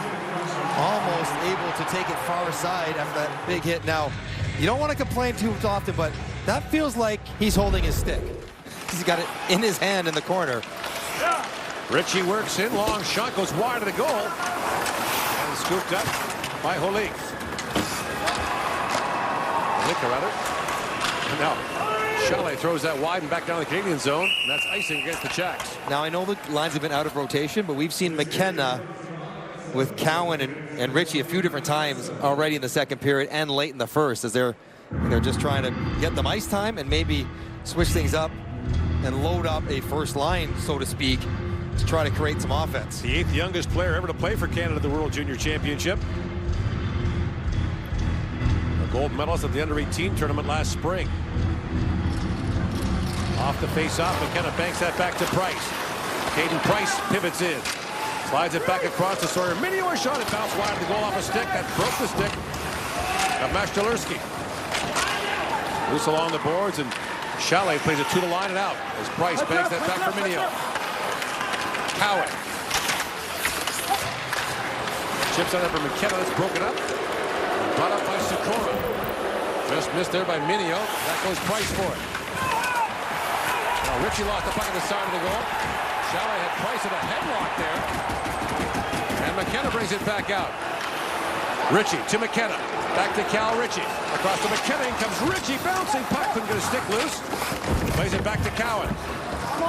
Cowan. Feeds it back across. Molenbeek, a shot that goes high. In comes Cowan for it. Back down to McKenna. And McKenna trying to work that frame. Now moved ahead. Or Stützle. 12.5 to go here in the second period. The Czechs lead 3-1. That pass bounces right to Raditz. And Raditz works in. Jagger. Up ahead to Howe. Busting over with Martone. And the defenseman Molenbeek moving in. In comes Tanner Molenbeek. Pivots back across. Martone with a shot that goes off the foot of Huzanetsky and wide. Gibson back across to Molenbeek. Lead pass from Martone, who chips it down. Howe has a quick look as Canada changes. Howe, who has the Canadian goal, moves it on Galvas. Now Martone on the hunt for the puck. Price steps up, keeps that alive. Galvas moves away from Howe, but Howe steps into him.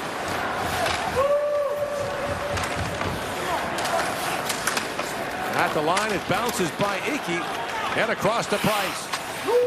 And Price fires it back down to the Czech zone.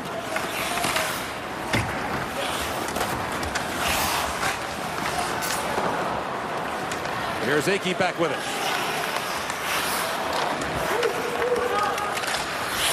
And the 2 shots in the period was that lead pass for Chihas was batted down the Canadian line, but it was done with a high stick, and so play is called. Not a lot of action going on, and Canada's got to be careful with their sticks. Whatever's going on in the corner here, but Minio comes in, and this is a cross-check. He puts it right into the throat of Sikora.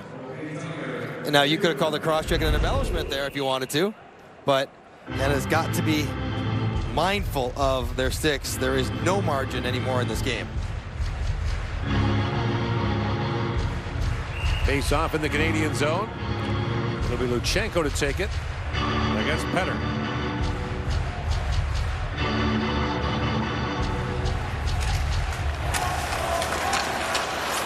Now Bonk with it. Oliver Bonk gains center ice and flips that down to the Czech zone. Kick free by Gauthier. Dickinson lobs that towards the goal. It goes off the foot of Port. Gauthier throws it back in front. And it's picked back up by Koss.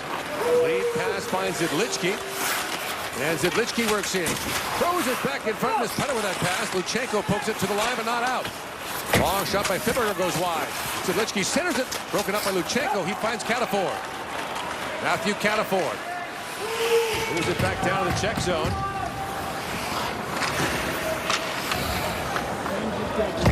Canada came in with just 7 goals against, fewest in the tournament. But offense has been the problem for the Canadians. Away comes Chalet. Winding in. Chalet centers it. Knocked away by Molenbeek. Here's Petter back with it. Dominic Petter swings that back in deep. Gibson races to it. Andrew Gibson pokes that to Nadeau. Up for Catton. And Ricky Catton drops it back to Pinelli with a shot that's blocked by Holinka. At the line, it's chipped by Gibson back down. Racing back is Molenbeek. And icing called against the Czechs. Feels like not a lot's going on for Canada, and that's a fair assessment halfway through the second period. But the mentality has to be Canada's just looking for one. Looking for one this period without giving up anymore. But just stay with it, stay patient, sort it out, continue to work to try to find solutions. Just looking for one. Face off one back to McKenna. That shot was blocked. And McKenna battles with Holinka. Now a race for it in the corner. Kochi tries to shield him off. Picked off by Ritchie. Back to Minio, a shot that goes off a foot. Knocked down by Holinka. And Ritchie got a stick on that. Back is Icky to pick it up. Icky. Lead pass to Cowan. And moved back in by Chalet. 9.5 to go here in the second period. Minio. Lead pass to McKenna. That's knocked down. And Cowan. Lost the puck to Raditz. Now coming back is Minio to help out. Up ahead to McKenna. McKenna slides out into Icky, joining the rush for Canada. Bo Icky Drops it back to Cowan. Cowan trying to flip that back across. Radis blocked it. And it's played back to center ice. Dickinson up for Cowan. To Dickinson. In comes Sam Dickinson. Winds in, threads it for Jagr, a shot. And Jagr turned away. Jagr plays it back. Dickinson, a shot. That was blocked in front by Dvorak, and the pass played ahead to Peter Sikora. In comes Sikora, lobs it down on George. He drops it down for Jagr. Across to Dickinson. Lead pass for Howe, missed. It goes right down on goal. And Rabo leaves it there.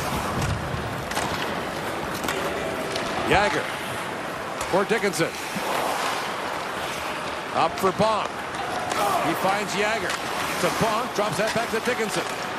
And feed it back across. It's broken up by Feltzman and sent back down the ice. And the crowd getting restless here in the second period. Wojtek Port goes back. Around to Fibiger. Feltzman has it knocked down by Minio. Howe throws that rink wide, but Martone's got to tag back up and now goes off on a change.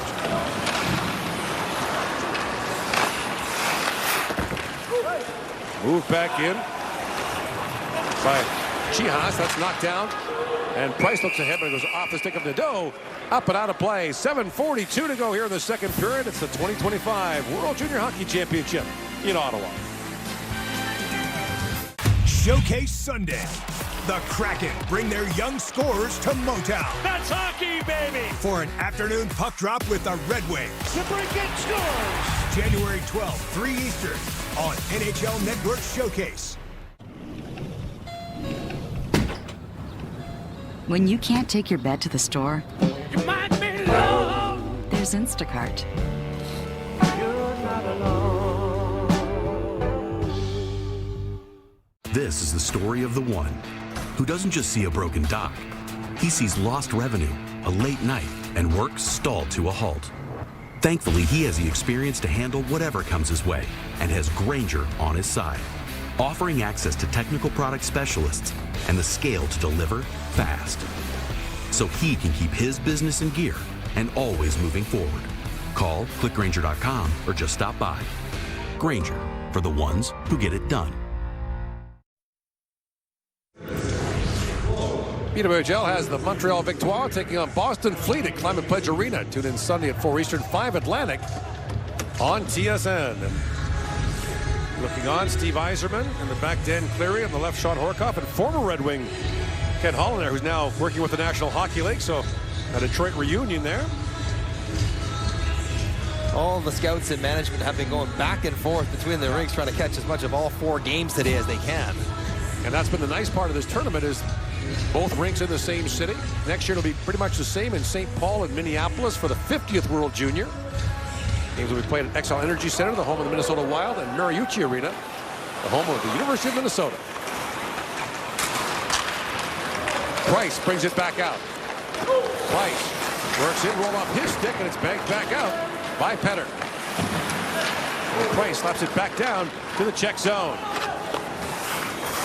Galvas up ahead for Petter at center ice. It's picked back up by Price. Puts it back down to the Czech zone. On the hunt is Nadeau. Worked that free for Pinelli. Back around for Nadeau, but Galvas got in the way of that. Now Pinelli back on it to the side of the goal. Pinelli still with it. Catton on it now. Berkeley Catton. Slides back across. Catton still with it. Throws that back, but Price couldn't reach it. And the puck's back to center ice.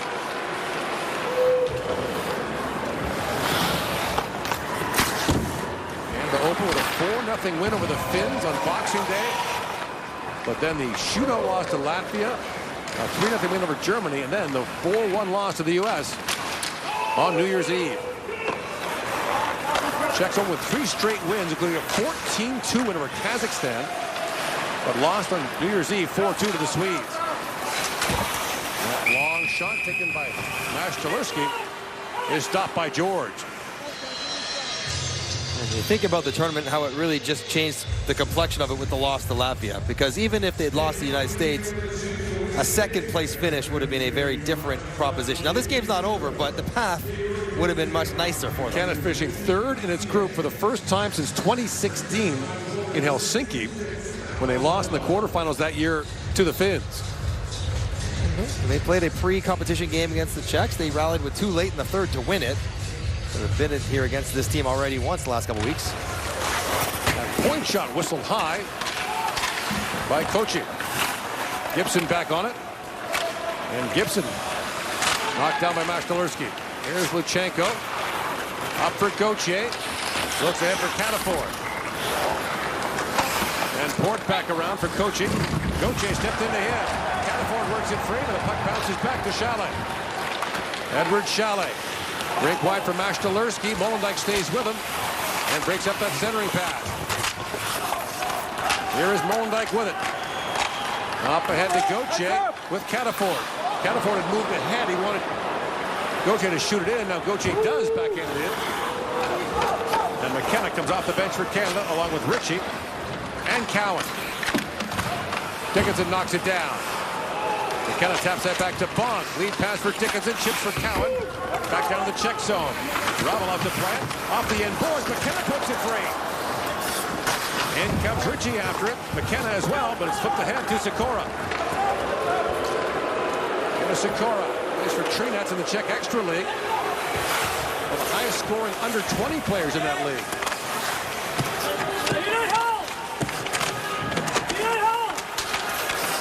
Sikora works that free. 5 to go here in the second period. A 3-1 lead for the Czechs. Dickinson throws it ahead for Ritchie. Flips up to Cowan. That's knocked down. And brought back in by Stansel. A quick shot there for Rabbits. And a save made by George. 4:47 to go here in the second period. And the Czechs up by 2 in the quarterfinals. Want your car's paint to look like this? Well, now it can with Cerakote's #1 selling rapid ceramic paint sealant. Seal and protect your paint with unbelievable gloss, shine, and slickness in less than 30 minutes. Simply spray it on and lightly buff it with the included microfiber towels. Look at the rich gloss with endless depth and mirror-like shine. You can hear it. This side over here has clearly been treated, just rolls right off. This side, not so much. This is very nice. And it took you how long to apply it? Like 10 minutes? And then it just sets? Wow, and it looks much healthier too. That's very nice. Look at the difference with Cerakote's true hydrophobic ceramic technology. Water just blows right off. The level of gloss and slickness is unbelievable. With over 40,000 5-star reviews, Cerakote is guaranteed to be the glossiest, slickest, and easiest to apply paint sealant you have ever used. Buy any of Cerakote's ceramic products for under $20 today. It's kind of taken for granted that Canada will be successful at the World Junior Championship. 2 gold medals the last 3 years, but in the last 12, Canada's won the gold medal 5 times. It's also finished out of the medals 5 times in that period. But in danger now of losing quarterfinal games in back-to-back years for the first time in the 30 years that the playoff format has been used. It debuted in Boston in 1996. Chihas lost the puck to Howe, trying to poke that ahead. Howe still on it. Knocks that down. Tanner Howe centers it. Just missed Martin with that pass. Here's Chihas back with it. Rink wide for Yeko. Lobbed wide of the goal. Price plays it back around.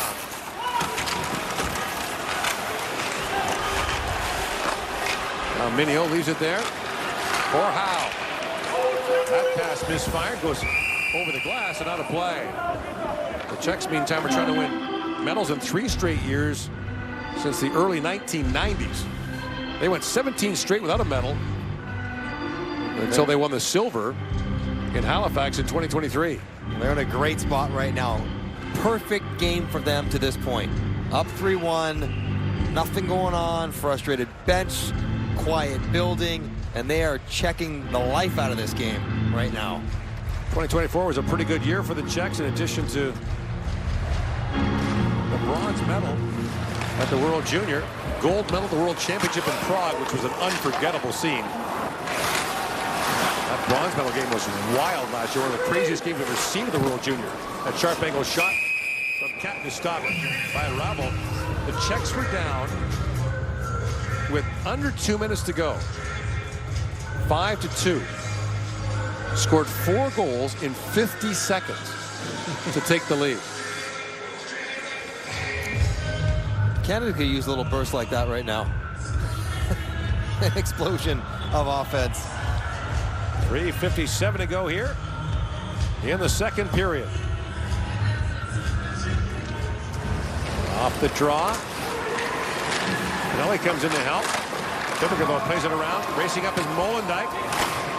Ashtalerski had that knocked away by Molendijk. Here's Pinelli on it. In for Cat. Cat. Pinelli plays it down to Molendijk. In the corner is Cat. Slides that back to Molendijk. Across he goes to Gibson with a shot. He rattled that wide. Cat throws it back in the corner. Gibson steps up. And now Gibson. Banks it back down to Pinelli. Loose behind the goal. Pinelli. Walks out. Shoots off the outside of the post. Here's Pinelli back with it. Banks it back to Gibson. Leaves it there. Catton on the line. Keeps it alive. And Catton taking that is going to be a penalty to the Czechs. 3:04 to go. You know, Canada will start asking for a 5. And that's Chalet with the penalty.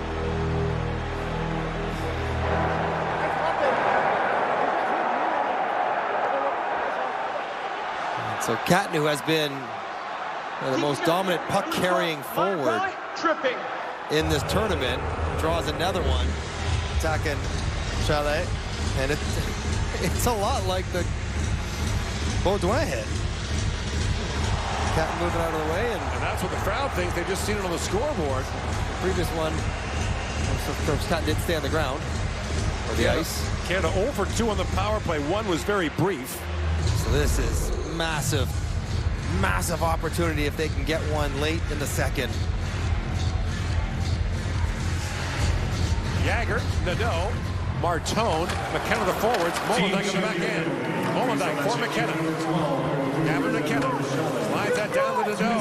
For the power play goal against the United States on New Year's Eve. Nadeau has a skip off the stick, Kenna's it back up, it goes back to Molendijk. Cross to Jagger. Jagger in for McKenna, shoots, and that's knocked away by Rabel. Nadeau back with it. To the point he goes to Molendijk. Feeds it across to Jagger. Backdoor pass. Nadeau shoots, and Rabel makes the stop, but there's no rebound with Martone standing right there. It's a good seam pass from Jagger over to Nadeau after McKenna had tried him as well. A little bit better. Moving around. McKenna wrists one in quickly.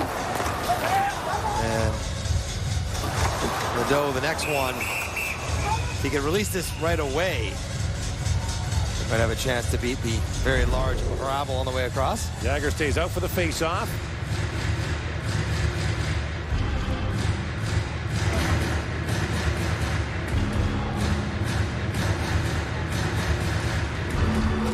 Scramble draw controlled by Nadeau. Banks that back to Molendijk. Tanner Molendijk. Feeds it across to Jagger. Now Jagger in, shoots, hit a leg in front, picked up by Nadeau. In comes Jagger. Drops it back. Molendijk, a hard shot, score! Tip by Martone, a power play goal, and Canada's back within one.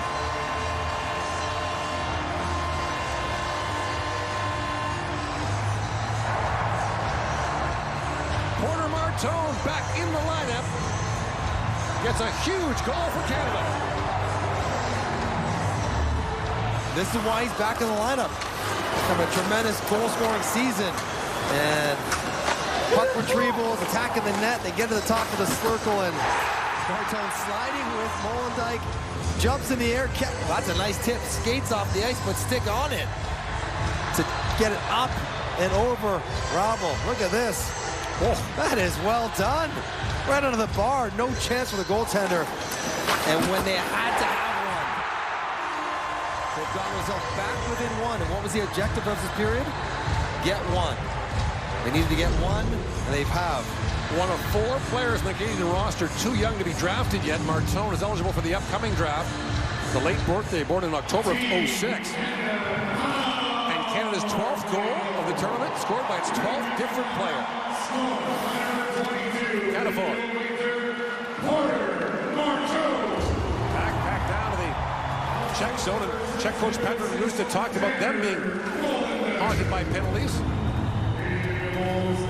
Chalet takes one there that haunts them. Luchenko.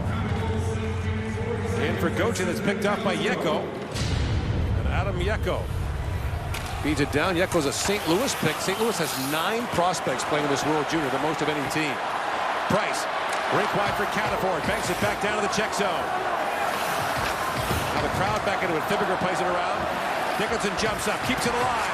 Dickinson down to Goche. Goche flips it back to Bonk. Now Bonk with a shot that's blocked by Yeko. He gets it back and shoots again. Knocked the stick out of Yeko's hand, or Chias's hand. Now another long shot by Bonk goes just wide. Howe holds the line, feeds that back to Dickinson. Dickinson throws it back in the corner. Jagger picks it up. Jagger drops it back to Dickinson. Walks with it and shoots, and a save by Rabel. Now Dickinson back on it. In the corner is Howe. Howe slides that back, but pass too far for Bonk. Inside a minute to go now in the second period. Dickinson, lead pass, finds Ritchie. Ritchie with a puck at his feet, couldn't find it. And Huzanevsky has it back for the Czechs. Czechs scored late in the first period to make it a 2-goal lead. Now move back around, Raditz with it. Bonk takes a whack at that. Now Bonk has lost his stick.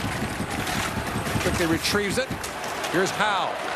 Up ahead to Martone. And Martone chips it ahead. Martone behind the Czech defense, puts that down.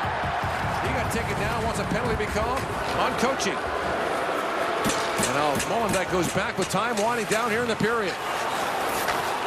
Back across to Gibson. Gibson, lead pass to McKenna. In comes Gavin McKenna. Throws it back in front, chase for count. Rebound put wide by Ritchie. What a chance there. Seconds remaining. Gibson walks in and shoots. It's blocked in front.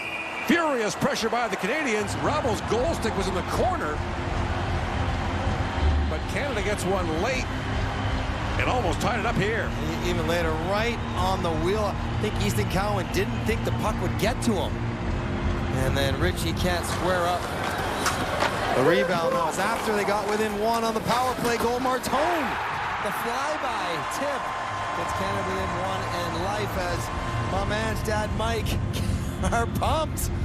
As Canada's got their second of the game, back within 1. 3-2, the Czechs lead after 40 minutes of play. Coming up, it's our second intermission from the 49th World Junior Hockey Championship. What's up, hockey fans? Thanks for hanging out with us tonight. Canada and the Czech Republic in the quarterfinal. Who's moving on to the semis? Let's go, Canada. Let's have some fun in the chat and keep it classy. As well, please hit that like button down below and share the link out. It's the best way to get more hockey fans into the chat to cheer on Canada and root them into the semifinals. As well, please hit the subscribe button and turn on the bell so you don't miss it when we're live for all kinds of sports action. The college football playoffs, NFL playoffs, Leafs games, Raptors games, you name it. If it's Toronto sports and it's playoffs, we're live right here on TSI. Go, Canada, go. We'll see you back in the chat. Hey, hockey fans, thanks for hanging out with us tonight for the World Junior Hockey Championships, the quarterfinals, Canada and the Czech Republic. We're live right now for the Leafs fans. Head on over to the Leafs game, taking on the Islanders, and we're live on TSI. Wanted to wish you guys a happy new year. We have a special guest with us as well to do just that. Thanks for hanging out with us tonight. And this. Hey, TSI community, it's Easton Cowan here. I just want to hop on here quick and say a couple things. First off, I want to wish you all a happy and healthy new year. I hope 2025 brings good things for you guys, and I hope you guys have a great year. Hopefully I can meet some of you guys soon. See you later. Thank you, Easton. Make sure you guys cheer loud in the chat. Let's go. Go, Canada, go. Go, Easton, go. Let's go, boys. We're moving on to the next round. We'll see you back in the chat.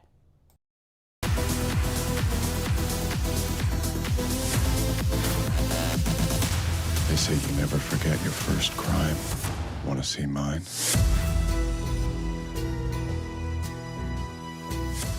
Add Paramount Plus with Showtime from your home screen or visit sling.com/account. The impact of a meal goes well beyond feeding our bodies. Because when people are fed, futures are nourished. And with your help, together we can end hunger. Join the movement at feedingamerica.org/actnow.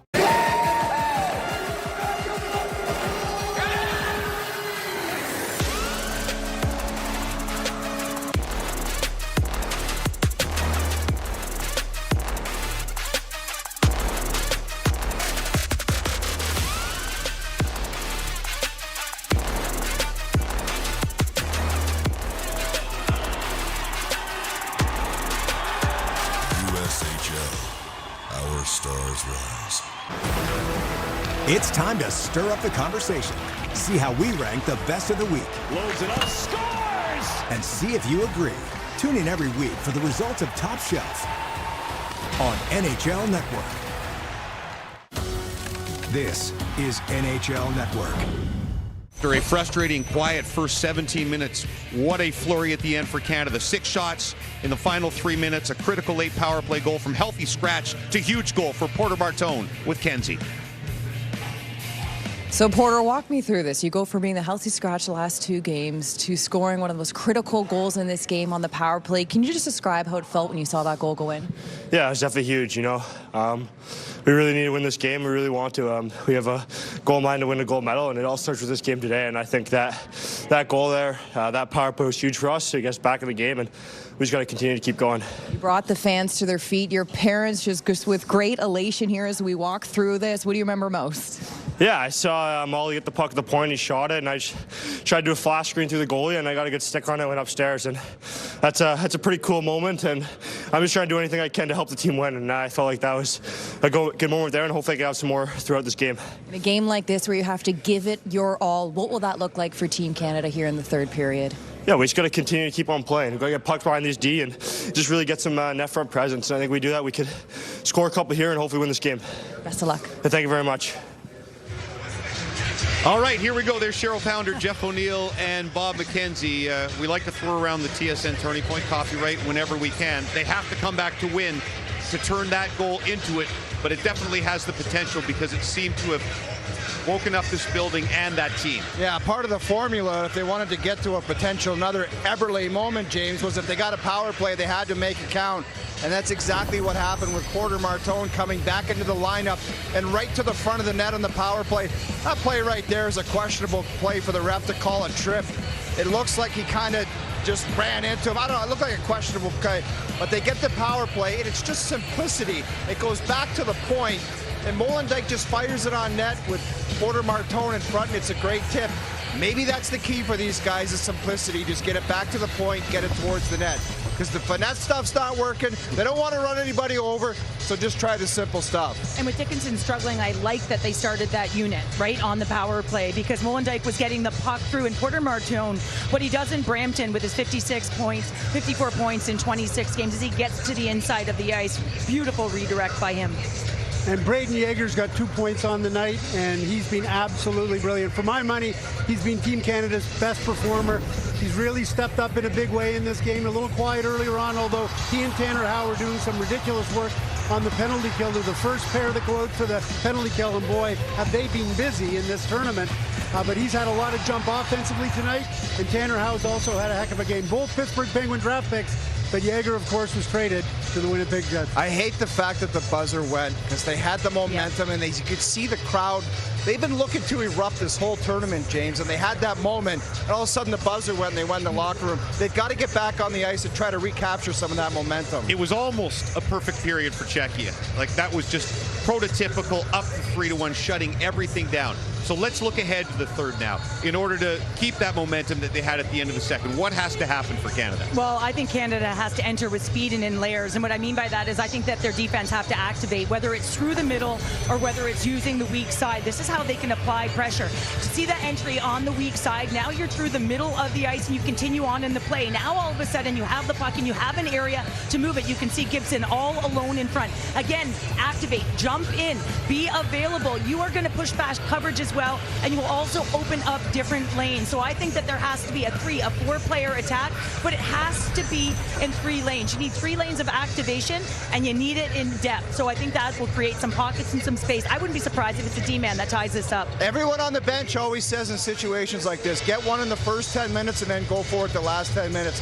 So I like the idea, Cheryl, of what you mentioned there, have the defenseman join, but you don't have to go bonkers here. No. Because worst case scenario is you're way too aggressive and check counters the other way. You do have some time to play with a little bit. So the first 10 minutes, almost like a cautious aggressiveness where you want to be involved, have the D-man join, but don't get stupid with it because it might cost you the other way. It was absolutely key for Porter Martone to get on the score sheet.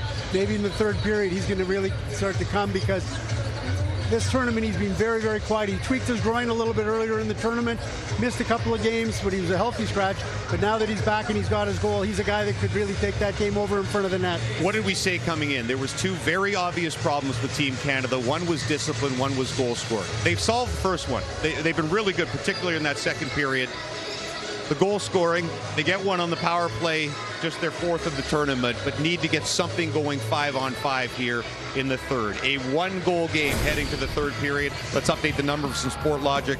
And yes, Canada has turned a lot of the columns around, leading in puck and offensive zone. They've evened up the slot shots. And remember, rush chances were 5-1 Czechia, now 6-6. They need several more in the third period of play.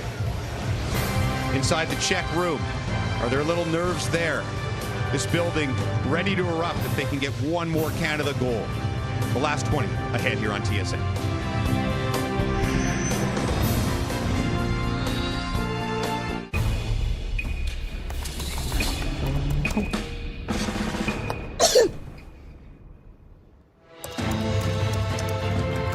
When you finally decide to take care of you, there's Instacart. Are you certain he'll fit? Sure. Are you for imprint certain? Certainty matters. Need promo gear? 4imprint certainly got it. Apparel, drinkware, bags, and more. Go get it at 4imprint.com. 4imprint, for certain. I love what I do, which is help people make the switch to consumer cellular. Like our customers, Courtney and Jackie. Anytime anybody complains. Hey, hockey fans, access to a from fast Canada, the United States, the Czech Republic, and all over the world, thanks for hanging out with us today on TSI for Canada and the Czech Republic in the quarterfinals. Who's moving on to the semifinals? Thank you for letting us know where you're watching from in the chat. This is the best part of the show, when we get to see where everyone is watching from all over the globe. And we might have some extra eyes on this stream. So let's see, in the chat, where's everybody watching from? City and province, all over Canada, cheering on Easton Cowan and Team Canada. All over the USA, all over the world. Let's get back to the hockey. Go Canada, go. Let's get the win.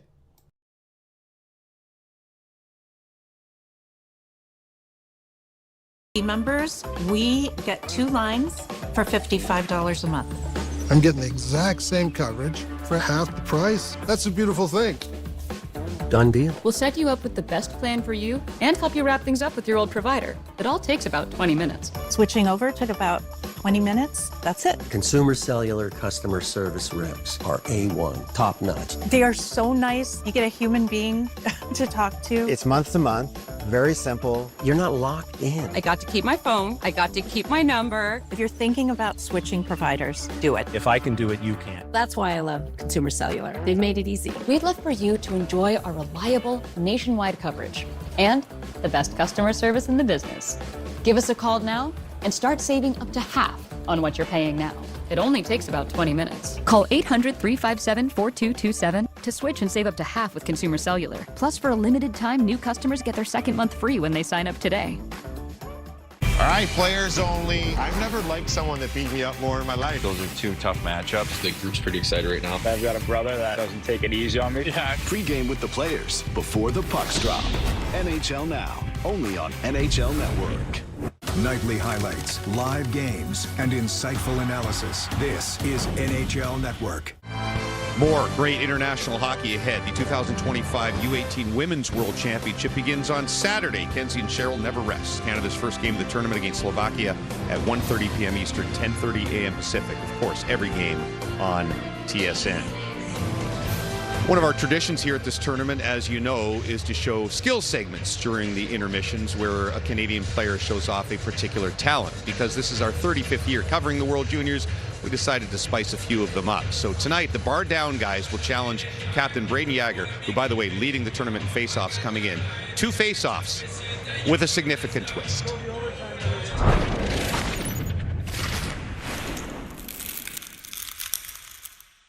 Well, we're going to test a couple of things. We're going to start with face-off. So your face-off rating is 76 overall. All right. I don't know if you think that's too low, too high. We're going to test it and see if it is too low or too high. We are blindfolding you, but with an unused shirt.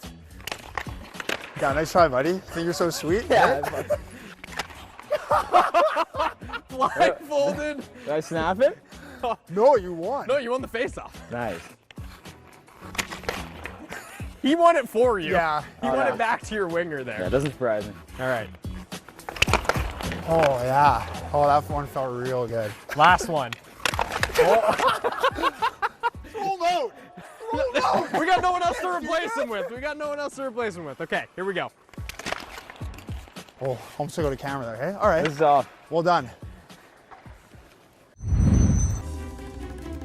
To avoid digital threats, just turn on NordVPN. Improve your protection against trackers, malicious websites, and malware-ridden data. That's pinned up there. We have a special message. He's going to tell you the same thing. Take it away, Joe. Please check out the link that is pinned in the chat or in the description and donate if you are able. Let's show the power of community of sports fans making a difference. Thank you, Joe, and thank you for hanging out with us. Please check that link and donate if you're able, or share the link out. Get it out there to more people. Thank you for being here. Go Canada, go. We'll see you back in the chat. Whether you're a fan or a player, nothing compares to college hockey. The weekend, and weekend mud, and torque for days, and getting home, and your little brother, and why he drives you crazy. Just park it over there. Nope. I think I'm good there. Okay. Keep it close. You hit my truck. Really? And one tight spot, and the strength, and the smarts. I knew it. Come on. And the Silverado family of trucks and Chevrolet. Together, let's drive.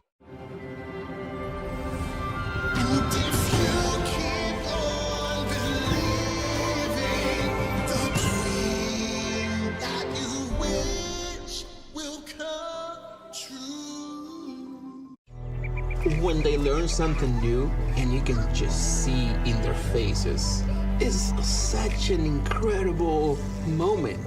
It's those moments that are my favorite.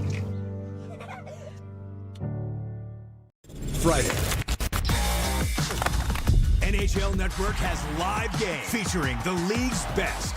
Sidney Crosby and the Penguins face Matthew Tkachuk and the Panthers. Friday, 7 Eastern on NHL Network. TV. Second period summary, the lone goal scored by Porter Martone, the 12th different Canadian to score in this tournament on the power play.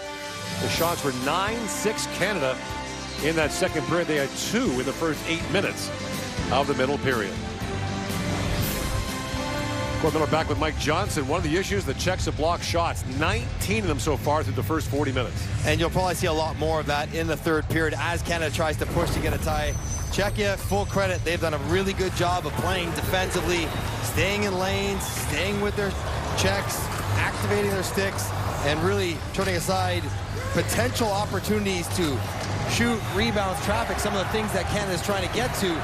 They're not being able to get to the net because of all the shot blocks. So Canada is going to have to continue to move laterally, look for lanes, look for tips, because they saw when they finally do get to the net, good things happen. The one goal they scored in the second period comes off a point shot that wasn't blocked, that had the opportunity to be tipped. Teams start the third period 5-on-5. The winner advancing to the semifinals on Saturday, along with the Swedes, the United States, and the Finns.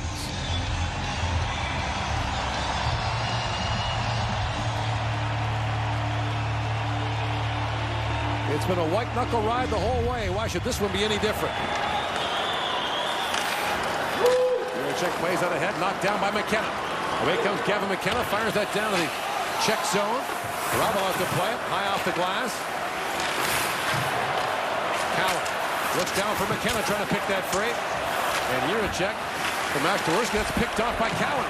Cowan with a puck at his feet, feeds it back across to Ritchie. McKenna walks in, holds and shoots, that rolls wide. Mastorsky back with it.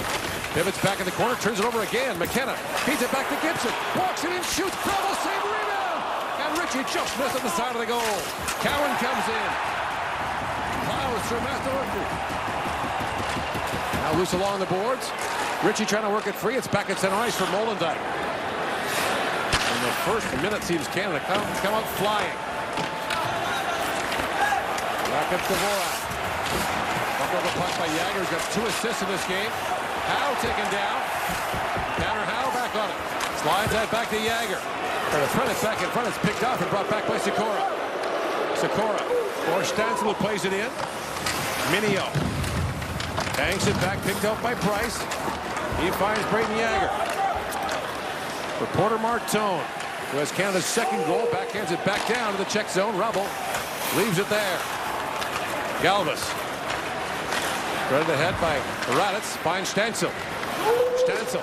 Backdoor pass, and Jagger came back and took that away. Sikora trying to find Raditz with that pass. Knocked back in by Raditz. Jagger able to knock it down. Wins that battle for the puck. And leaves it there for Pinelli. Chip back down in the Canadian zone, and Price is back for it.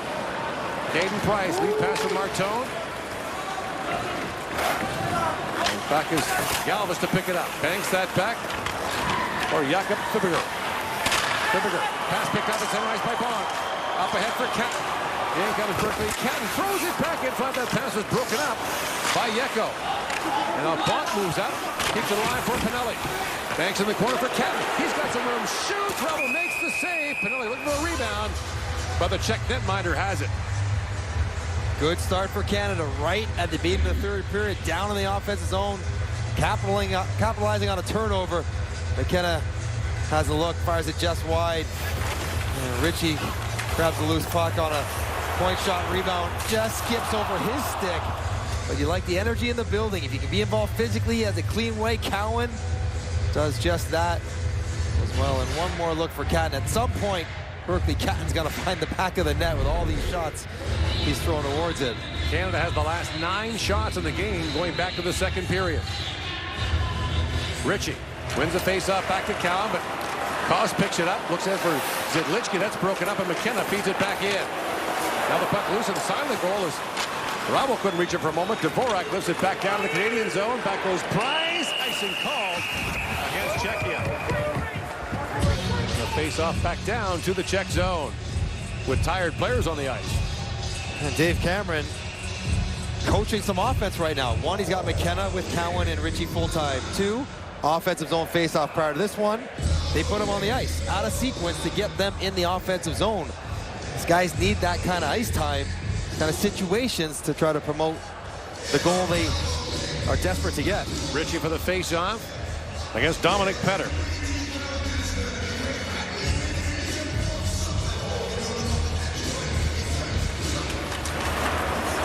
Cowan taps that back, but it's past Price and out.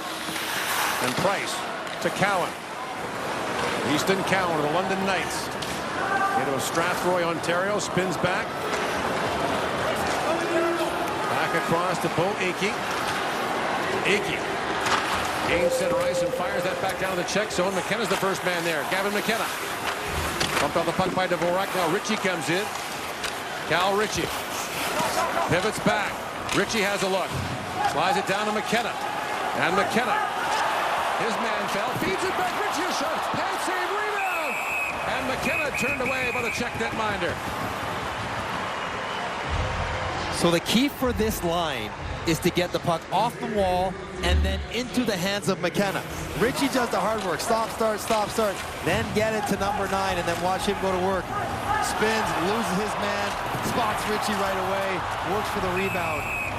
Good things happen when McKenna can get the puck on his stick in space.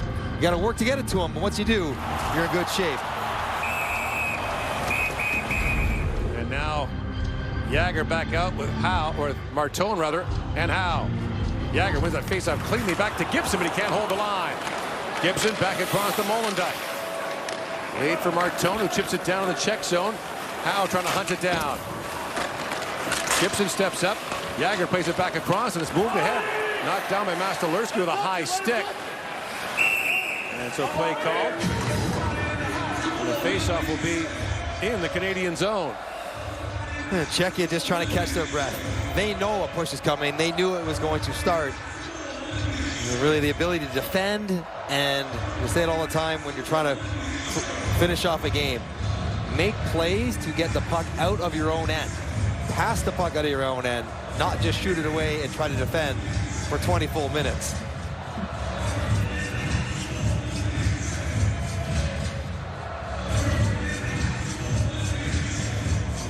They want the face-off to be outside because the puck was touched initially from a high stick in the neutral zone. Right, that's what the Canes are arguing.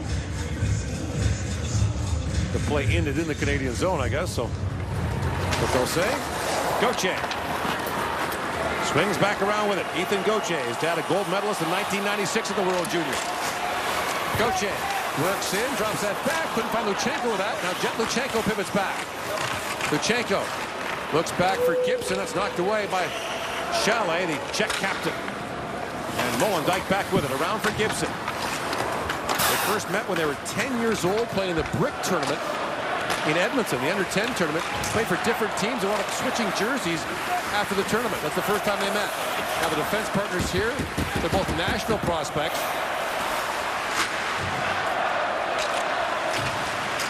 Now batted down at center ice, or in the slot rather. And Raditz plays it back around. Minio holds the line and shoots, and Rabo kicks that away. California back after it. Puck bounces along the boards. And held by Catton, throws that back in the corner. Canada needs a change as Galvas picks it back up. Thomas Galvas. Shut it there by Catton.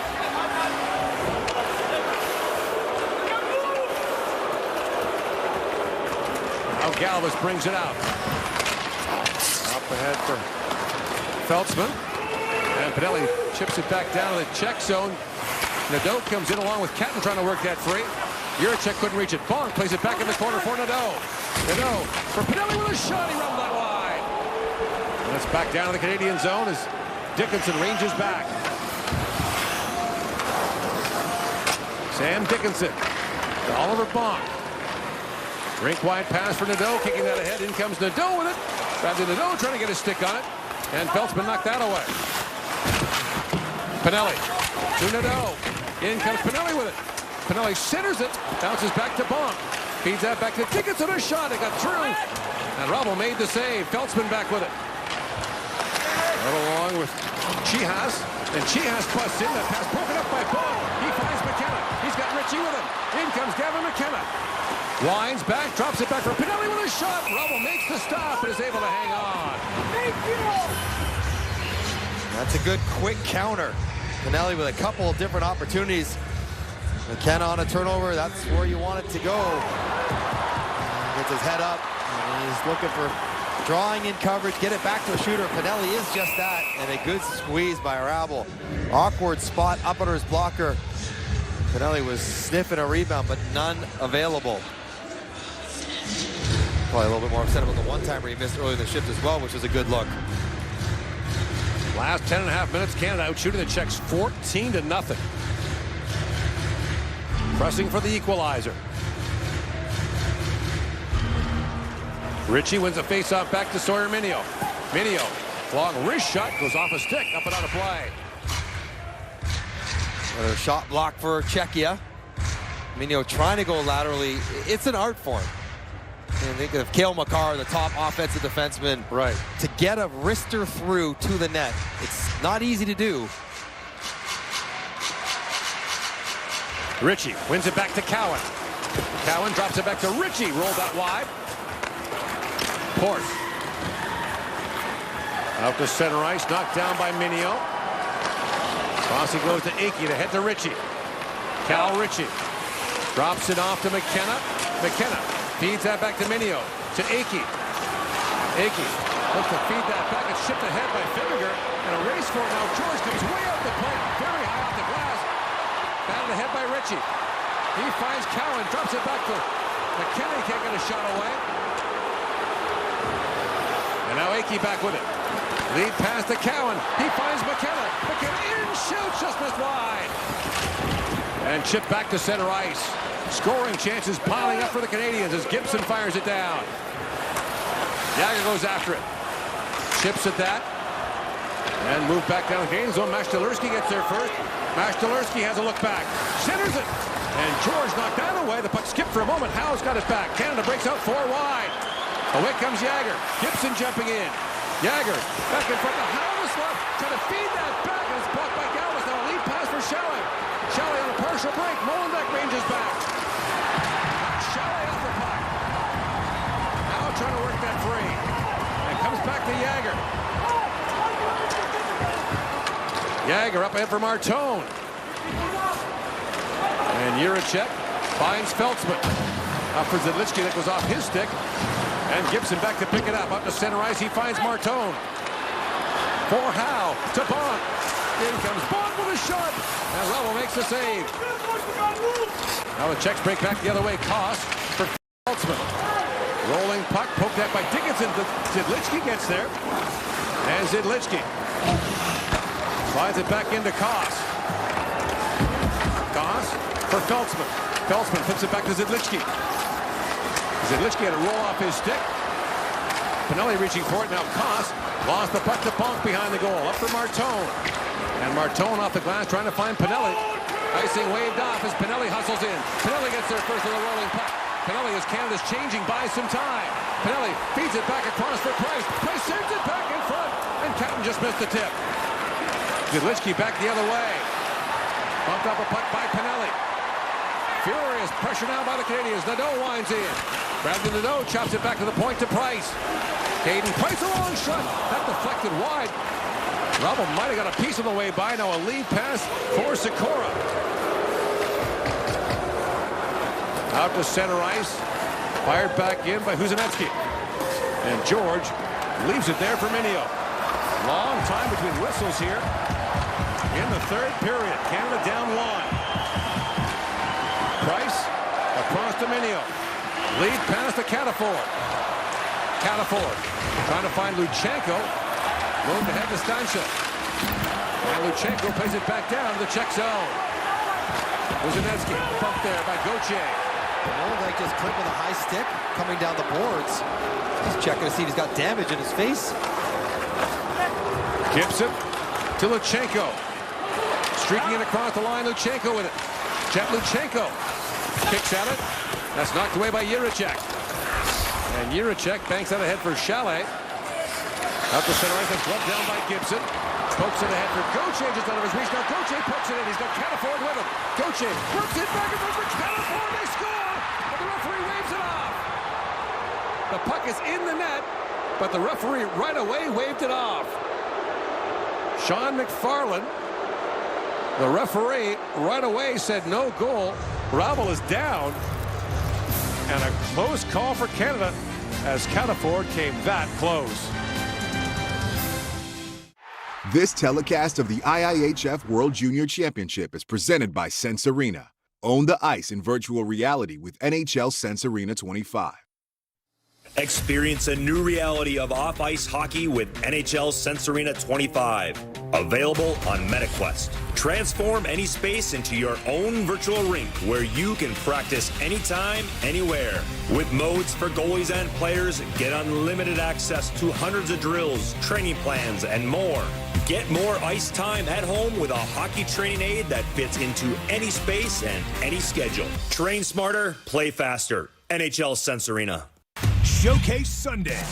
The Kraken bring their young scorers to Motown. That's hockey, baby! For an afternoon puck drop with the Red Wings. Superkick scores! January 12th, 3 Eastern on NHL Network Showcase.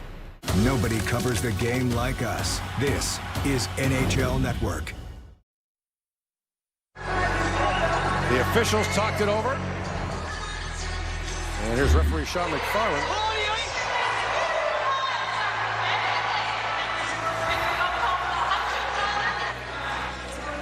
McFarland's trying to talk here, but wild scene in the net. Catafort goes into Rabel hard. Now, call on the ice is no goal for goaltender interference. And they're pretty definitive about it. And there's no doubt the only case Canada would have here would be that Catafort was pushed in to Rabel. The reason why he ran into the goalie is because Stanchel behind him shoved him. Or Chalet shoved him from behind. You could make a case that that was. Now, would Cameron challenge this? One more word to be had here. Canada is challenging previous play. They are. For goaltender interference. Here we go. So a gutsy call here. So the argument for Canada would be, first off, there's no doubt the goalie Rabel was bumped. Why did Catafort get into Rabel? Canada's saying that Chalet pushed Rabel or Catafort from behind. Clearly Catafort would not have hit the goaltender if he wasn't helped. He's not going to just charge into the goaltender. He's driving the net, trying to stop, and Chalet shoves him into the goalie. So the net frame, the intent of the net frame is. That's the so the first part of the equation is, did he go in the net by himself? If that's the case, doesn't matter, no goal. If you determine he was shoved in there with the assistance of Chalet or because of Chalet, then the next part is this a good goal? Look at the pegs, the yellow parts. Is the integrity of the net still on when across the goal line?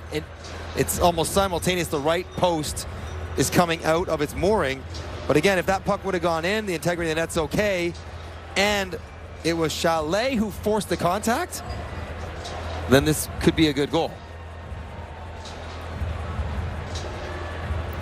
And McFarland made the call definitively, and now we've got the call from the replay.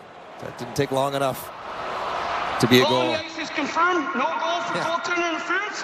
Team Canada, as it says, the bench minor penalty for delay of game. And so now Canada will be short-handed with 10:21 to go in the third. When it's that quick, the call on the ice is being confirmed. And so now the Czechs, who have not had a shot in the last 14.5 minutes of the game, will get a power play where they're 1 for 3. Does that say something about Dave Cameron's confidence that Canada could score a goal? Because it's been so hard. You're going to roll the dice on a maybe challenge as opposed to giving yourself 2 more minutes on the clock at even strength. Jagger for the face-off against Raditz. Jagger wins it. Sam Dickinson rattles that around the line. Chalet kept it alive, and he's got Tanner Howe over him. Howe had a shorthanded goal earlier in the game. As Canada was killing a 5-minute major to Cole Baudouin in the first period. But throws along the boards. Jagger pulls that free. Dickinson can't get to it. Galva steps up. Gibson launched into him. Mashtalerski. Back to Holinka. Holinka sets it up, feeds it rink wide. Chalet shoots. It's off the stick of Dickinson and wide. Holinka. Back for Chalet. Chalet feeds that down. Dickinson got a stick on that. Now fed back, picked up by Jagger. And will slide that down to the Czech zone as Canada gets fresh penalty killers on the ice, and the Czechs will change as well. Past the midway point of the third period. In comes Sikora. Throws that towards the goal. Carter George kicks that away easily. Now fed back down the ice by Bonk. 45 seconds to go in the Czech power play.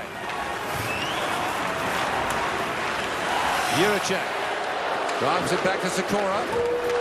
Yeko for Feltzman. Feltzman tied up there by Ritchie. Sikora works it back at the line for Jiricek. Feeds it across. Yeko being watched there by Bonk. Now Yeko works down to the corner. 20 seconds to go on the power play. Bonk to the line, but not out. Jiricek, a long shot. George the save through the traffic. Bonk back on it. Ritchie reaching forward as well. Time winding down in this Czech power play. Now a chance and a hand pass called against the Czechs, and the faceoff will come outside. It is nail-biting time. That is Carter George's sister, Michaela, can hardly watch as her brother's trying to get through a very important penalty kill for Canada. 4 seconds left. The face-off comes outside. So they've done the job of the penalty kill. Got to get right back to the attack.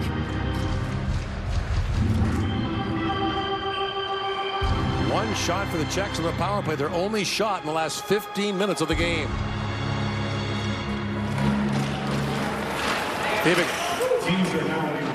Around to Port. And the teams are back to even strength. Catton trying to dig that free. Berkeley Catton. Looks back to Price. He's tied up by Chalet. And now McKenna tries the other side to Cowan. Easton Cowan flips it back down to the Czech zone. Here comes McKenna hunting after it. Played back around. Minio can't reach it. It rolls back down to the Canadian zone. Inside 8 to go in the third.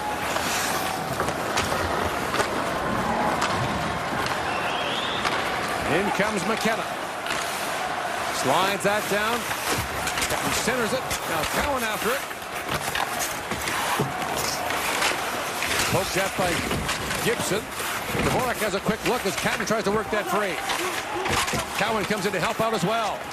And Juracek moves it ahead. Finds Sikora busting in. Sikora trying to split the D. They're going to call that a dive. He's getting a dive. They're both going to get it. Sikora for the dive.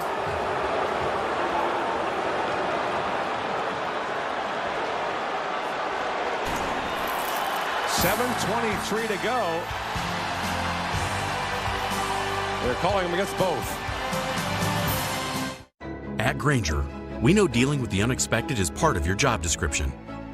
And you made a promise to keep the line running, to power through the downpour, to be the one who always gets it done. And our promise is to help you do it with professional-grade supplies for every industry, plus same-day pickup and next-day delivery on most orders. Because you can't predict the future, but with the right partner, you can be prepared.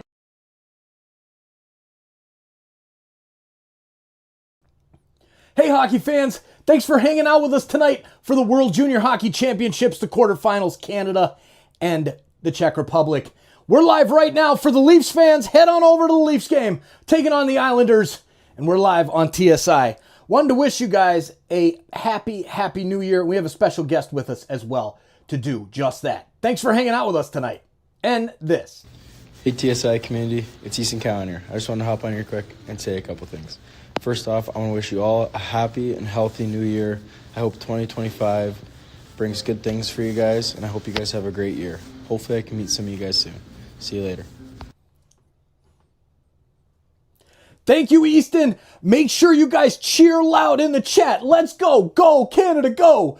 Go, Easton, go. Let's go, boys. We're moving on to the next round. We'll see you back in the chat. And that's what Canada was hoping for. And if you don't, that precedent's been established with the Catton dive embellishment earlier. Similar quality call.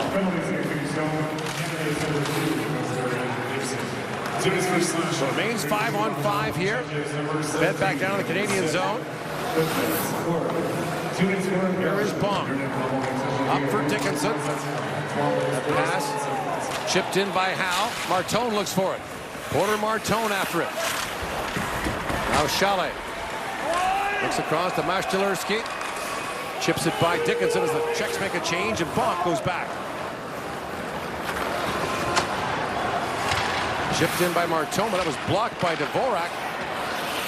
And now Dickinson winds in. Fires that down to the Czech zone. Martone after it. Porter Martone wins that battle for the puck. Dvorak. Up for Yeko. That's knocked down at the line by Molendyk. Molendyk shoots. That was blocked by Juracek. Raditz. Off the glass and back down to the Canadian zone. McKenna back defending. As Stancil moved in on him. He played it back for Akey. Akey being harassed by Stancil. Drops it back to Molendyk. Tanner Molendyk. Up ahead for Cal Ritchie winding in. Ritchie had a poke checked away by Zidlichki. And now Wojtek Port winds in. He shoots it and flex wide. Zidlichki. Plays it across to Andre Koss. And Koss fans on that pass. Here's a chance for McKenna. Sends it ahead. Easton Cowan busted again. Cowan shoots. And Fibberger going to stick on him. It's knocked wide. Zidlichki has that pass broken up by Cowan as Price goes back. Hayden Price back around for Minio. To Cowan. Easton Cowan, the puck bounced in behind him. Feltzman plays it ahead for Zidlichki. And McKenna swings back to pick it up. And a changing of McKenna. Moves it across the check line. Here comes McKenna after it. Gavin McKenna takes a big hit in the corner. And McKenna's down. Brought out by Holenka. Gavin McKenna's injured. Breakaway pass. That long shot's offside. Kuzanetsky and McKenna is slow to get to his feet as he goes back to the Canadian bench. Infuriated Canadian fans here. It's still 3-2 Czechia with 5:09 to go. Cowan, the latest good chance for Canada. Back pain. When you've got it, you know it. Introducing the... What's up, hockey fans? Thanks for hanging out with us tonight. Canada and the Czech Republic in the quarterfinal. Who's moving on to the semis? Let's go, Canada. Let's have some fun in the chat and keep it classy. As well, please hit that like button down below and share the link out. It's the best way to get more hockey fans into the chat to cheer on Canada and root them into the semifinals. As well, please hit the subscribe button and turn on the bell so you don't miss it when we're live for all kinds of sports action. The college football playoffs, NFL playoffs, Leafs games, Raptors games, you name it. If it's Toronto sports and it's playoffs, we're live right here on TSI. Go, Canada, go. We'll see you back in the chat.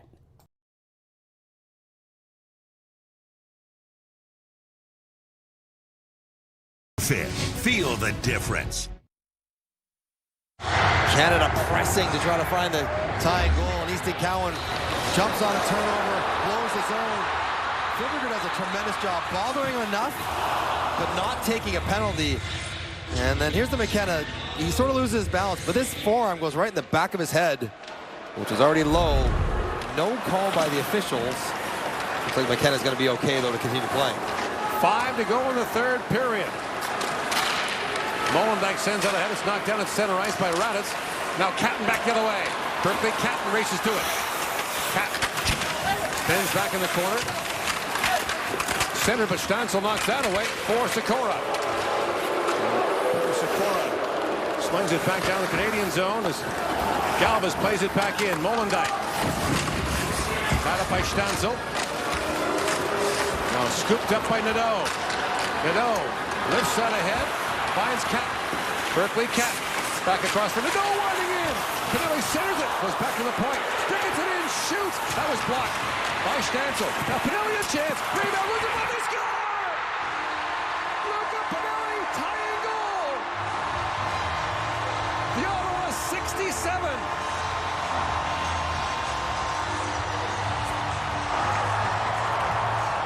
We'll see who had the last touch. It might have been Nadeau.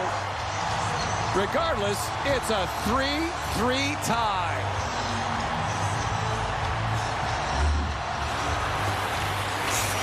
Sequence, the dome starts dragging it through. Eventually it gets back to the point, and first shot blocked. Dickinson gets it to Pinelli, wires it in. There are two Canadian forwards inside position, both Nadeau and Catton. Anyone want to get a piece, and as Ravel's trying to get it with his stick, Nadeau pokes it 5-hole. And pressing. Canada finally gets a break, grabs a rebound, and is finally able to tie the game. Bench going crazy. Still 4:18 on the clock with Canada pushing tie game. So it's Nadeau with his second. The first Canadian to score twice in the tournament on the shot by Pinelli.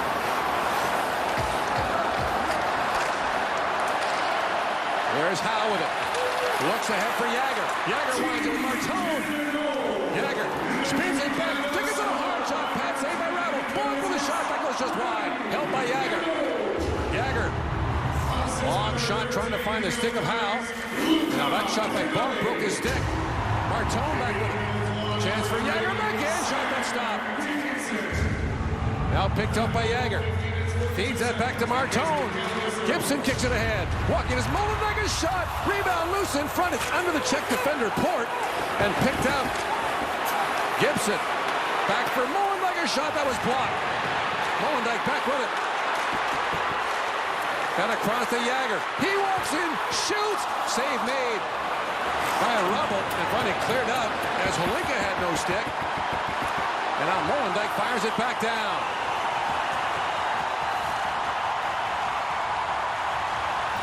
The crowd roaring now. Ritchie with it. Ritchie feeds it back to Cowan. And now Cowan pokes at it. Picked up by McKenna. Canada changing D. Here's Ritchie with it. Ritchie buys some time.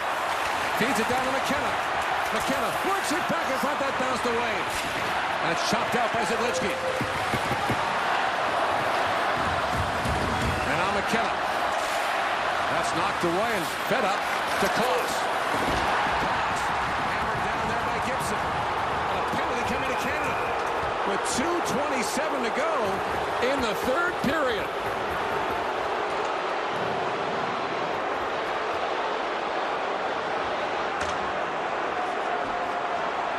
It's going to be Gibson. And the ref's going to get together and talk about this one. Sort of similar to Baudouin's. Gibson stepping up. It might be a trip on Koss. Now, were they looking at potentially calling a 5 here? It's the same thing. His left leg's right in the middle of the body. That was more of a knee than Baudouin's. Referees are Riku Brander of Finland, Sean McFarland of the United States. And this game hinging on what they decide. Potentially. Here's the call from Brander. Plays under review. So we're going to look at this to see if it's a 5-minute major. Given the precedent they established with Baudouin, this is more of a knee than Baudouin's. That's the troubling part for Canada right now. They've already called it once. There's so much noise. Gibson trying to make a good hit. It's a tough hit to make in that moment. Cross head up, he's gonna go around you. It's more of a trip than a knee, but I didn't think the last one was going to be a 5, and it was. Left leg stays pretty straight, but that is very similar, except no upper body contact, which Baudouin had. Is Mom Diana watching or not? This building was just percolating. All right, they've made their decision. And here comes the call from Brander.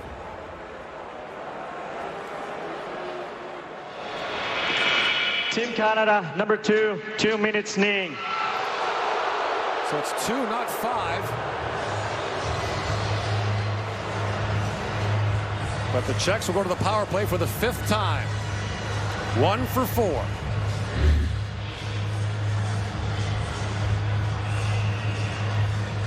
They scored late in the quarters last year. 11 seconds to go to knock Canada out. Now in a 3-3 game, they're on the power play. Shots are 19-2 Canada since the middle of the second period. Jagger for the faceoff. He wins it. Back goes Dickinson for it. Sam Dickinson slides that back down. Robbo kicks that away. Howe after it. Tanner Howe, who scored shorthanded in the first period, kicks that free. Howe trying to freeze it along the boards. It's picked up by Raditz. Looks ahead to Mashtalerski. Mashtalerski across the line. In on Bonk, and Gibson, of course, a key penalty killer for Canada. Now center. There's Chalet with it. Back for Galvas. Inside 2 to go in the third period. Holinka feeds it back to Galvas. Galvas pivots back. Finds it across to Chalet with a shot. Pad saved by George. The rebound almost scored it in. And Bonk sends it down the ice. Galvas back with it. Czechs are changing. Slides that back to Yeko. Rink wide to Feltzman. Molenbeek. Back around to Price. That was knocked down. And now sent down on the second try by Price. If it's tied after regulation, it's a 10-minute overtime. And then if necessary, a shootout. Sikora slides it back down. Molendyk bats at it. And now Molendyk trying to work it free. Luchenko in there as well. 30 seconds to go on the power play. Inside a minute to go in the third period. Molendyk bats at it. Now Sikora feeds it back. A long shot by Jiricek is kicked out by George. Sikora back in the corner. Sikora back to Jiricek. A shot that was blocked. Jiricek feeds it back across. Yeko scores! Adam Yeko. Power play goal. And the Czechs lead with 39 seconds to go.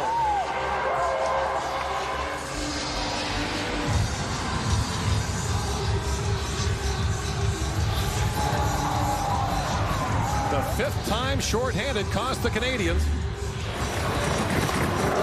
There's a broken play on the block, and then everything breaks down. Really nice pass to Yeko, who gets all of this shot short side. Not a lot to shoot at there, but beats Carter George clean. So the Czechs score in the first minute of the game, and now in the last minute of the third. And Canada's got 39 seconds to try to find an answer here. Or they'll bow out in the quarterfinals for the second straight year for the first time in their history at the World Junior.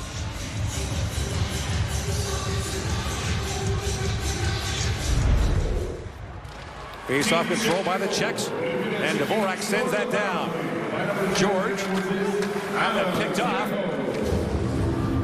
Ashtalerski. Gotta go, gotta press him, gotta go.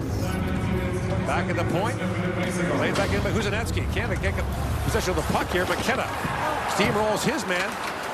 Still loose down there. Fed back in front. Shelley with a chance. Gibson tries to drop it down and does. Long lead pass to Ritchie. In across the line for Cowan. The play's offside. 7.8 seconds to go in the period. And the face-off will come to neutral ice. Good job by the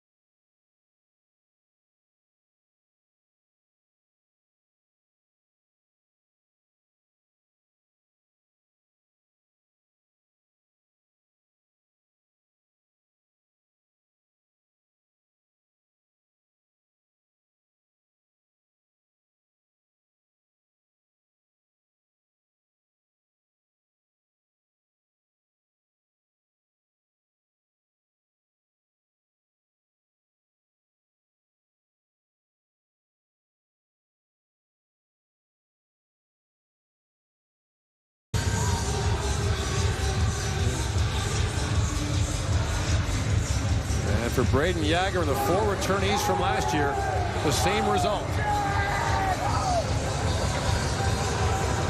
Czech, rope-a-dope their way through the middle part of the game.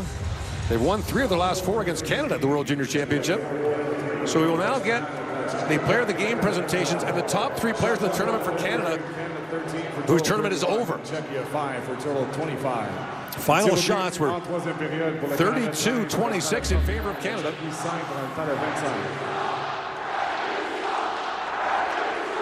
Now the Canadians taking out their frustration, the Canadian fans rather, on the officials.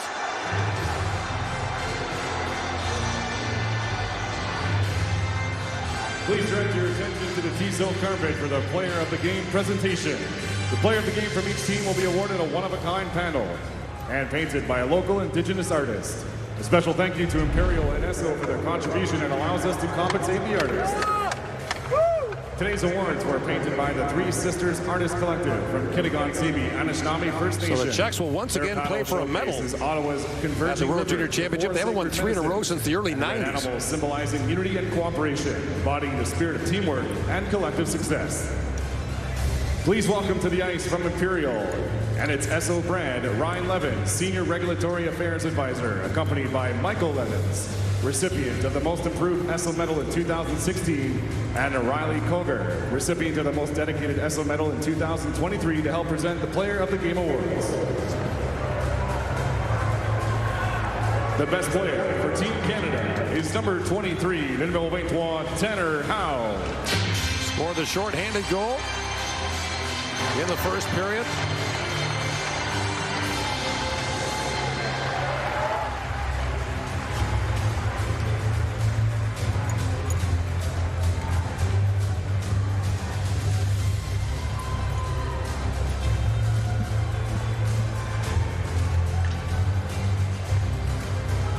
The best player for Team Czechia is number 10, numéro 10, Adam Yeho. Yeho scored the late power play goal for the Czechs.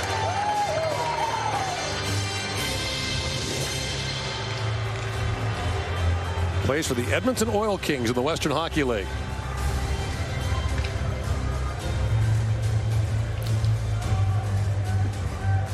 And now the top 3 players of the tournament for Canada way sooner than they would have liked. 9 Canadians, by the way, eligible to return next year. And there's a whole bunch of guys who weren't picked that are eligible to come next year as well.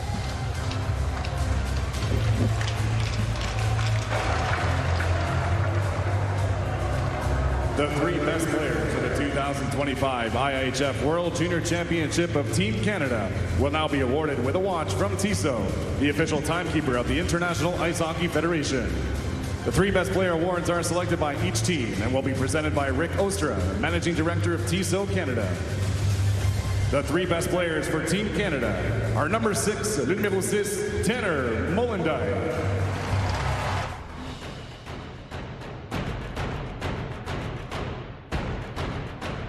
Wow, how about that finish there as Czechia once again eliminates Canada from the World Juniors. This one coming into quarterfinals in a goal that came in the final minute of regulation. 4-3 is the final score, and we are looking forward to those semifinals getting underway soon. For now, we're looking forward to our first round of bonus coverage on this Thursday night. Enjoy Senators, Stars, and we'll see you after for On the Fly. Oh, Harley. Pass goes back for Duchesne. Final seconds on the man advantage. Steele gets it in deep. Shabbat shouldered off by Stankoven.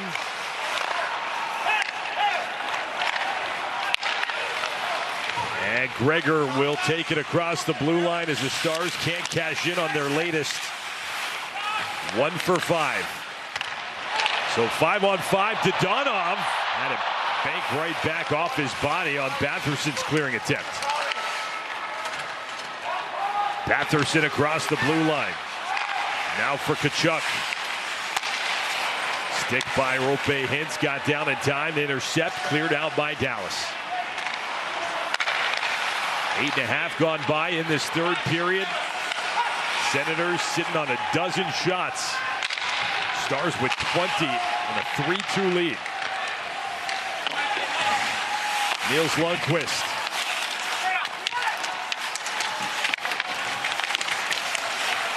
Stützle over for Batherson, back for Stützle. Now Robertson escapes out to center ice. Send a one-hopper off the boards. Sanderson pursued. Stankoven wrap around, and Marilainen got enough of it. Steele over to Heiskanen. Heiskanen lost a handle on it, moving top of the dot, and it's clear.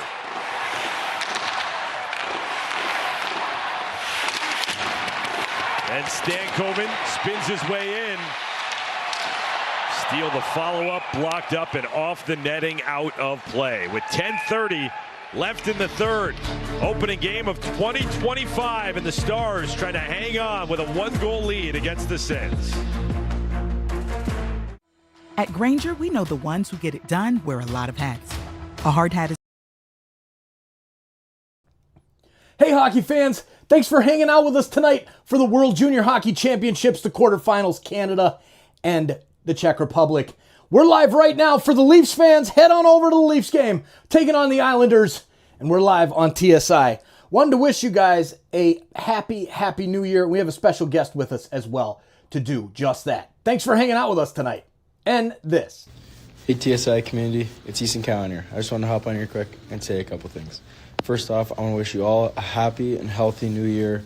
I hope 2025 brings good things for you guys, and I hope you guys have a great year. Hopefully I can meet some of you guys soon. See you later. Thank you, Easton. Make sure you guys cheer loud in the chat. Let's go. Go, Canada, go. Go, Easton, go. Let's go, boys. We're moving on to the next round. We'll see you back in the chat.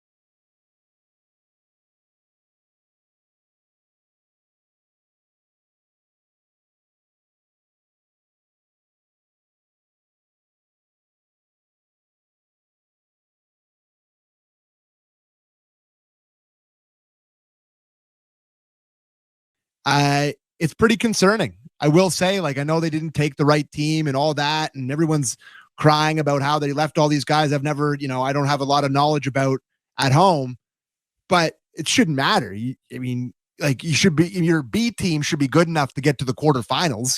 Through the quarterfinals, your B team should be good to compete in the semis, maybe get to a final, even if you don't take some guys. People are crying about the team selection. Like, it's a fundamental issue that we're not as good as we were. And it's just, you watch it again tonight, and yeah, they had a good third period. They find a way to tie it up or whatever. But for most of the night, Canada was the second best team to Czechia. So they started the game getting outshot 10-2. That's not on the coaches. That's not on the teams. Like, the team wasn't, like, they didn't play with the passion that they played with in the third period. Like, it was actually, if you want to do Leafs talk, it was like very Leafy in the sense of, we've seen a lot of iterations of this team, like, start late, take bad penalties, give up goals late in periods, just have brain fart after brain fart, play with the wrong kind of intensity in the wrong moments, just heartbreaking stuff. I'm totally with you. I think that this is a little magnified given that we're about to have best on best again. And there are real conversations about where Canada stands. And it's been a long time since we left 2014. And the Canadian hockey team that we once knew, which completely body bagged everyone except for the Latvians, who gave them a plucky effort, just like they always do, with that board change play with Tennis Nolan. You found a way to bring up Latvia. Yeah, but I'm just saying that, like, our grip over the last decade has changed. Like, they've lost 5 of 7 to the States. They're not going to get an opportunity for redemption. They just got embarrassed on home soil. And it really lacked the feeling of Canada hockey for large swaths of this tournament. It's an awful showing for the Leafs' top prospect, who has a moment in this game where he looks off a wide open tap in to take a selfish shot. And a guy who looked completely in over his head for the vast majority of this tournament. I thought the coach bungled just about everything, including just like never practicing with this group, a group of, under 20-year-old kids who should be practicing, especially given that they have not played together. A management core that neglected to take some of the most skilled players and high draft picks. Just a top to bottom disaster. But again, like a reminder of sort of where this country has been trending over the last decade in the hockey world, which is like, we're not the boogeyman anymore. We're kind of just around it. We're just one of the teams. These teams at this level don't fear us anymore, which is one of the most terrifying sentences I could ever say. And listen, like, people love to be, the zag on this is always like, oh, they're teenagers. Like, they're just kids. Yeah, sure. And listen, like, there's something to that, but what it's getting to now, and like you mentioned it with your best on best, these teenagers in 3 to 4 years will be young men who are responsible for representing our country at the senior men's national level, at the Olympics, and at whatever other tournaments that they come up with here. And it's just, listen, we're always going to have the top end guys. We're always going to have the McDavids. We're always going to have like Gavin McKenna looked unbelievable throughout this tournament. Didn't have a ton of production, but he's a kid. He's really young. You can see it there with him. Like we have McKinnon. We have didn't play him. Well, yeah. He waited to the third period of the last game of the tournament, be like, hey, this kid's pretty good. Maybe we should put him on the top line for a little bit. And then they had like 3 or 4 of the best shifts that they had the whole tournament the second he got there. Great job by Dave Cameron. Anyways, I think, you're always going to have those top guys, but you look back at a lot of those teams that have won for us at Olympics, and it was wave after wave of dominant players. Like you just think of what their fourth line, my favorite hockey line of all time in 2010, Mike Richards, Rick Nash, and Jonathan Taves, like all 3 of those guys are the best players on their team. And it's like, you need wave after wave to compete with the other nations now. And it just feels like the waves are kind of crashing out here. So, well, you know what scares me too with this, Bud, is that they went with like the character guys. Yeah, I know.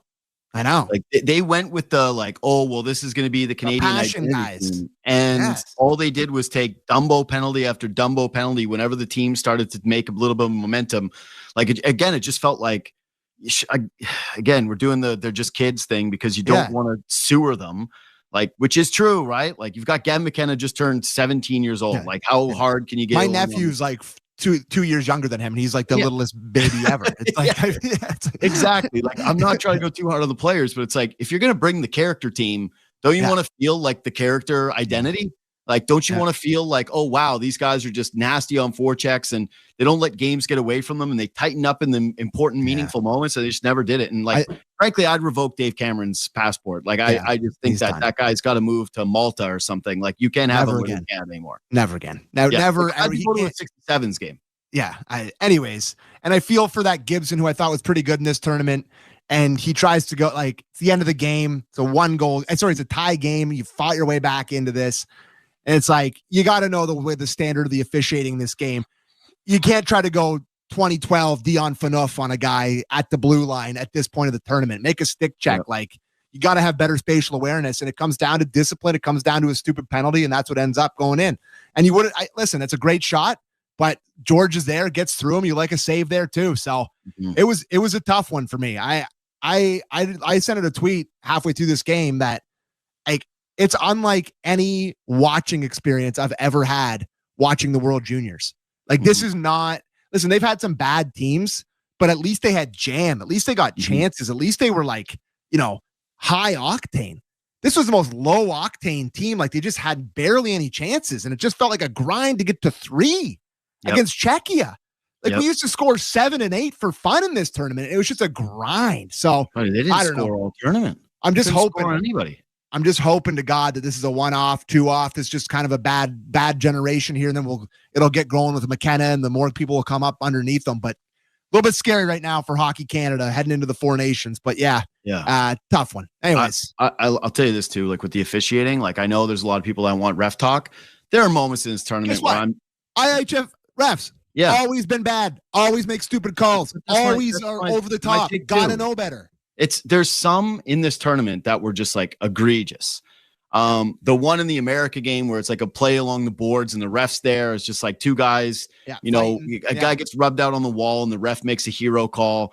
Like, there's some ones where it's just like, you pound your fist on the table because it's just infuriating. But like, the way that this tournament is going to be called, it's blatant as day. And again, this is on the coaching staff that had a response after the USA game of, well, we can't, what are we supposed to do? Like, okay, good. You're only the coach. It's fine. Like, again, like, did they take tips from the Leafs with Keefe? Like, there's so many similarities, like zero accountability. Like, we can't address it. Like this, that, like the canceling practice thing. Like, I can't, the challenge on that goal when like your guy bowls over the goalie, it goes over the line. And like, sure, it kind of like, I guess, like he nails the goalie. The puck goes in after the net is off the mooring. I texted you jokingly, like, oh, that's a good goal. And we were like, ha ha ha. Yeah, ha, ha. They come back and they're like, oh, they're challenging it. Like, that's a cherry on the crap sundae for Dave Cameron, bud. I can't believe they challenged that. And it was after their best 7 minutes of the tournament by far. Immediately saps the momentum. They end up tying it, sure, but like, they were all over them. Maybe they get one more. Maybe they get two more. It's just like that took away 2 minutes of the game. Disaster for Dave Cameron. Disaster. No, truly. Like just a disgraceful coaching performance. As bad as it gets.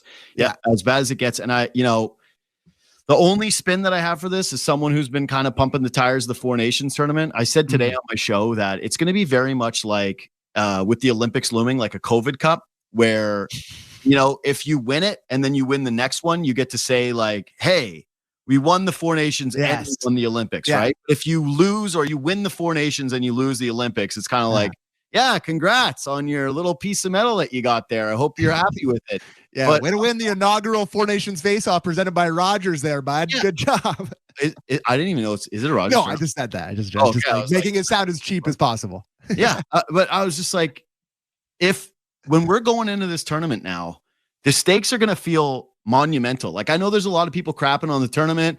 There's a lot of Leaf fans specifically that are like happy certain guys aren't going because it's like, oh, we want to have the rest. And there's all these conversations about Matthews not going, but it's like, dude, I'm telling you, Team Canada lays an egg at that tournament. And like, who are we as a country? Nah, but listen, who are we anymore? We got how many 25 cups on that team? You got dogs on that team. Like, I'm not worried about that level of hockey. I'm worried about 2028 or what is going to be. The future is when it gets more scary. But right now, like our best on best, that's a team full of dogs. Like, I'm not worried about that.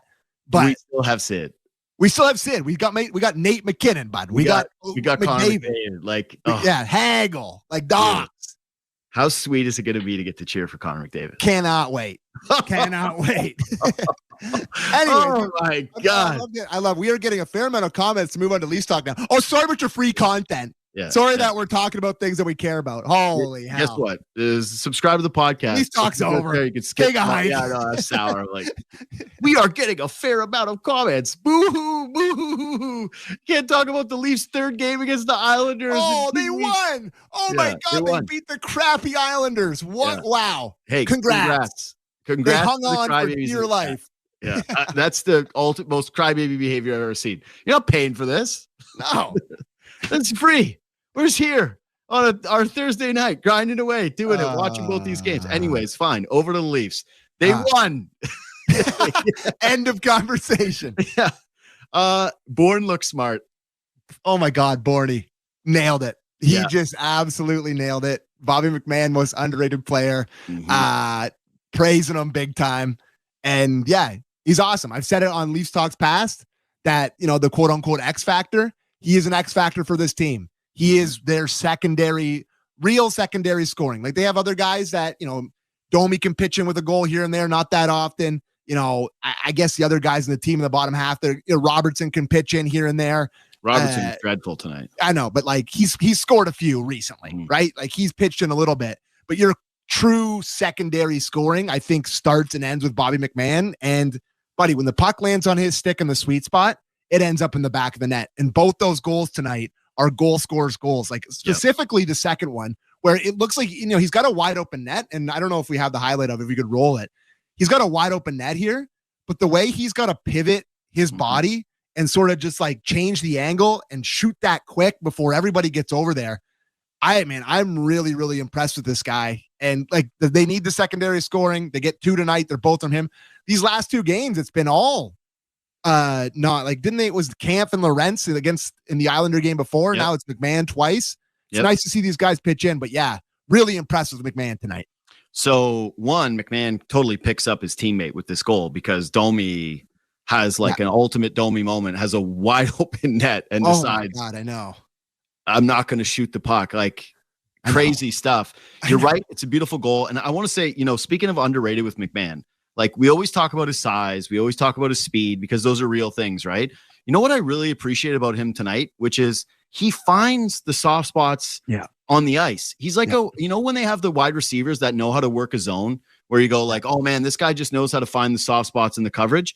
Bobby McMahon's got a great mind for just like spatial awareness and like where to be and read pucks and like make himself available for teammates.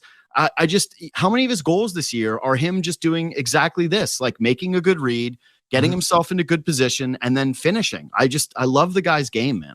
Yeah, a real true goal scorer's instinct where just a nose for the net and like you said, finds a soft spot, like a good slot receiver, looking like, I don't know, Lad McConkey out there finding the sweet spot, just hammering it in the net. I really think going back to the playoffs last year, and I know it's a very easy thing to draw when they don't get any scoring, but not having him for the entire playoffs, I believe, was a factor. And listen, they didn't have Matthews for some of the games. They didn't have Nylander for some of the games. But McMahon had been really good in the second half of last year before he got hurt. And I think it was a factor. And I've always said, we've always joked that this guy's got a huge playoff goal in him where he catches somebody with his speed and he comes around. Like, I really hope, and this has always been the knock on this guy, bud, is that he can't stay healthy, like at every level he's ever played at. I'm really hoping they get a long stretch of healthy hockey from him and he can stay healthy into the playoffs because they need his production. He's a really important guy down their lineup. Speaking of like the secondary scoring, I felt like the blue line has been listening to the sports talk. Oh, they're hammering everything. Yeah. There's always a fear. How many shots did Riley have tonight? I don't know, but there was a real sense of like the boys were jumping up in the rush. The D was activated tonight. They've been reading the press clippings. Yeah, they want one. You know, the players always say they don't pay attention. The coaching staffs, they're always like, oh, we don't pay attention. I think that the blue line was paying attention tonight. Like, Riley only had 2 shots tonight. Maybe it was more attempts, but it felt like he was getting towards the net a lot. Look at this highlight reel alone. Like, you've got 2 missed nets already from him. Like, you saw it from OEL with a couple of spots where it's just like he's rifling towards the net. You saw McCabe jumping up in the rush a bunch of times. Like, they are very aware of how long it has been since they chipped in as a group. Yeah, it's funny. I really do feel I can't quit Oliver Ekman-Larsson as a potential first power play guy because he's got that ability to do like the extremely broke man's Cale Makar move where he does like the pivot across and shoot across his body low where it just feels like it always ends up in something good. Like it hits a pad. That's what ends up with McMahon banging that goal in. It's off the shot from Oliver Ekman-Larsson where he's got, it's like that. I mean, just every Leaf fan of a certain vintage will know what I'm talking about. He's got the Cody Franzen wrister from the point where he just gets it hard and through and low, and it always seems like good things happen. So I haven't totally given up on him as a power play one option. It doesn't feel like they ever go to it. But yeah, they were really firing it tonight. It was noticeable. They're sick of that stat. That's a crazy stat, though. It's a crazy stat. The whole month of December without a goal from your back end is remarkably wild. That is very, very crazy. Like that. Like I've said to you now, and I've said it on my show multiple times. I told you in the bar the other night, like I'm almost positive that they don't have a third period goal all season, and they're the only team in hockey that doesn't have one from their blue line. It's crazy. Yeah. It's hard to believe, but nobody hammers it. Like there's nobody on the back end. The guy that shoots it the hardest is actually Myers. Myers hammers it. Like he actually, whenever he gets a chance, he takes a hard clapper, but like they haven't had somebody that really shoots it. Like they tried to do that with Klingberg, but his hips gave out within the first 10 games of the year. 10 games, 10 minutes. Yeah, like 10. I mean, they played him for 10 games. How many games do you think he played? I have no idea, actually. The Klingberg experience is a very quick, forgettable one. Minus, I saw stuff like early this is like he's looking, his hips are better. He's looking for a return. Every pro scout's like, I don't think so, guys. Like, no, we're not going to do that. But he might have some good AHL games in him though. Like he might be able to. 14 games to the Leafs last year. Yeah, 14. God. Yeah. That's a forgettable 14. He had 5 points, 5 assists, and -7. That tracks. You know what's kind of interesting with the blue line though thing is like, because like we'll get onto Wall with this game. Like I don't know how much you end up having. Like I'm just going to admit this is not the most detailed watch that I ever had. Yeah. Okay, like I was, my eyes were wandering to Canada. You're darting. I was darting around. Yeah, I was darting. I did my professional thing. I still had the big game up on the big screen, but like. No matter what I did, I was creeping to Canada, just like we are who we are, bud. You can't change who you are. Yeah, it is what it is. The positive spin of Canada being out is that at least like we don't have to do this on the Saturday, Sunday, or whatever the other 2 games would have been. It's good to not be in it because then you don't have time. This is how loser of a mentality. I'm like, I don't even want to lose to America again, so just get it over with. Just lose this one. Like, no, but that's even worse because it's like now they beat us and we're out. Actually, the spin now is that is it even an accomplishment that America beat us when Latvia and Czechia and if you didn't beat us, you're a failure. Oh wow, congrats! You beat the worst team in the tourney other than Kazakhstan. Like, way to go! We should be in the relegation zone. We could have been, man. This is a relegation year. We should have been there with just like Denmark and Kazakhstan. They should have put us how in there sour TSN would be if we got relegated. Oh my god! They'd be like, "Oh crap!" Is it even allowed? Like, are we even allowed to be relegated? Like, we gotta have a clause. We gotta be like we hosted so many times. Anyways, with the blue line, I was thinking today, and I had Myrtle on my podcast, and we were talking about just like I was asking him about how I'm feeling about this blue line, right? Like, we watched that Islanders together, the last Islanders game, but in the bar over 4 Guinness instead of over just like the sweat of a Canada game. And I much preferred the Guinness, brother. Oh, to be honest with you. Yeah, like Guinness was good times. That was fine. But anyways, better days. You and I were watching that game. It's like the Leafs couldn't break the puck out at all. They were just getting hemmed in. That whole second period against the Islanders that we didn't cover was just like them hemming Toronto in, no breakouts. And then they finished the months with the blue line still like not recording a goal. And so the natural conversation is like, hey, they clearly need a centerman, not just to back themselves up from Matthews. They've needed one all season long. I still think it's like the priority. But my mindset is sort of shifting to like, if you can find the right fit with term, maybe it might be a blue liner. Just the problem is like, where do you fit him in? Because OEL, you don't want him playing the right side. It doesn't work the same way. Like Benoit has been the better of the depth guys, and you still like his size, and he fits like what Berube and Tree Living are aligned on with the like big, gritty bottom pairing defenseman. I don't want to hear Hakanpää's name until he's played 10 games. Like, buddy, what do you mean? Team Finland star Yanni Hakanpää? Yeah, like it's just this entire year. How thin are you? That's when we should start getting scared, when we're naming Yanni Hakanpää to our national team. But the Timmins experiment is like, it's kind of running its course. It's dwindling here. Yeah, the light's flickering big time. Yeah, like even the most staunch Timmins defenders are like, you're going to be broken up about him not being on the playoff roster. Like, I don't want Myers on the playoff roster. It's just like they kind of need a perfect right shot D that bumps everybody down. But then I don't know. You like ask OEL to play on his offside. Like you have your top shutdown pair. So they haven't had that in years past. Yeah. So it's really, really nice to be able to work down from that. Having Tanev and McCabe is a real, like, they are an analytics darling pairing. They're at the top of most like metrics as a pairing. They've been very good all year. So you can work down from there. But it just keeps coming back to the right-hand shot guy to play with Riley. And then you have Oliver Ekman-Larsson sort of slotted into where he was with the Panthers last year as kind of a bottom pair guy in the playoffs. But then you've got two bottom pair guys that don't work well on the right side. Like I was thinking about this today. Have they even ever tried Benoit on the right? I don't know. I mean, he already beats it to a square on the left side. That's what I mean. Like, yeah, maybe. I mean, his game isn't exactly breaking the puck out, so maybe you wouldn't mind trying him on the offside. But Oliver Ekman-Larsson, Benoit doesn't feel like maybe the best pairing. But I don't know if those guys have spent literally any time together yet this year. But I think it's a nice problem to have, that you have your like elite shutdown pair that you have to work down from and kind of make it work. But yeah, like they're screaming out for Luke Schenn, bud. Like it's just right there. A little bit more than that, though. Honestly, like that's my kind of point. So if you have, and you're coming on with me and Borny tomorrow on Real Kipper and Born. Kipper's off tomorrow, so you're coming on for the first hour for the Leafs hour. Like I was kind of thinking, I might not be able to show my face in public, so I might have to. A question is like, how would you spend the Matthews money, right? Like, how would you spend it? Are you looking to do it as a one guy situation where you're getting one big impact player, or are you getting 3 to 4 guys that's filling out the bottom half of your lineup? And to me, like if you have close to, because if they get close enough to the cap and they put them on LTIR, they can spend the 13 or whatever, but you don't even need to spend 13. Like you just need to get maybe a puck moving defenseman, like you said, a real third line center, and a winger. Those are the 3 things you can do. And you could do pretty well with some UFAs, like a Brandon Tanev, a Yanni Gourde, a Brock Nelson. Like all these kind of guys are out there. If you have money to spend, like you can do it. But I kind of agree with you. Like they need maybe one more guy that can snap it around a little bit, because they are looking pretty butchery from time to time.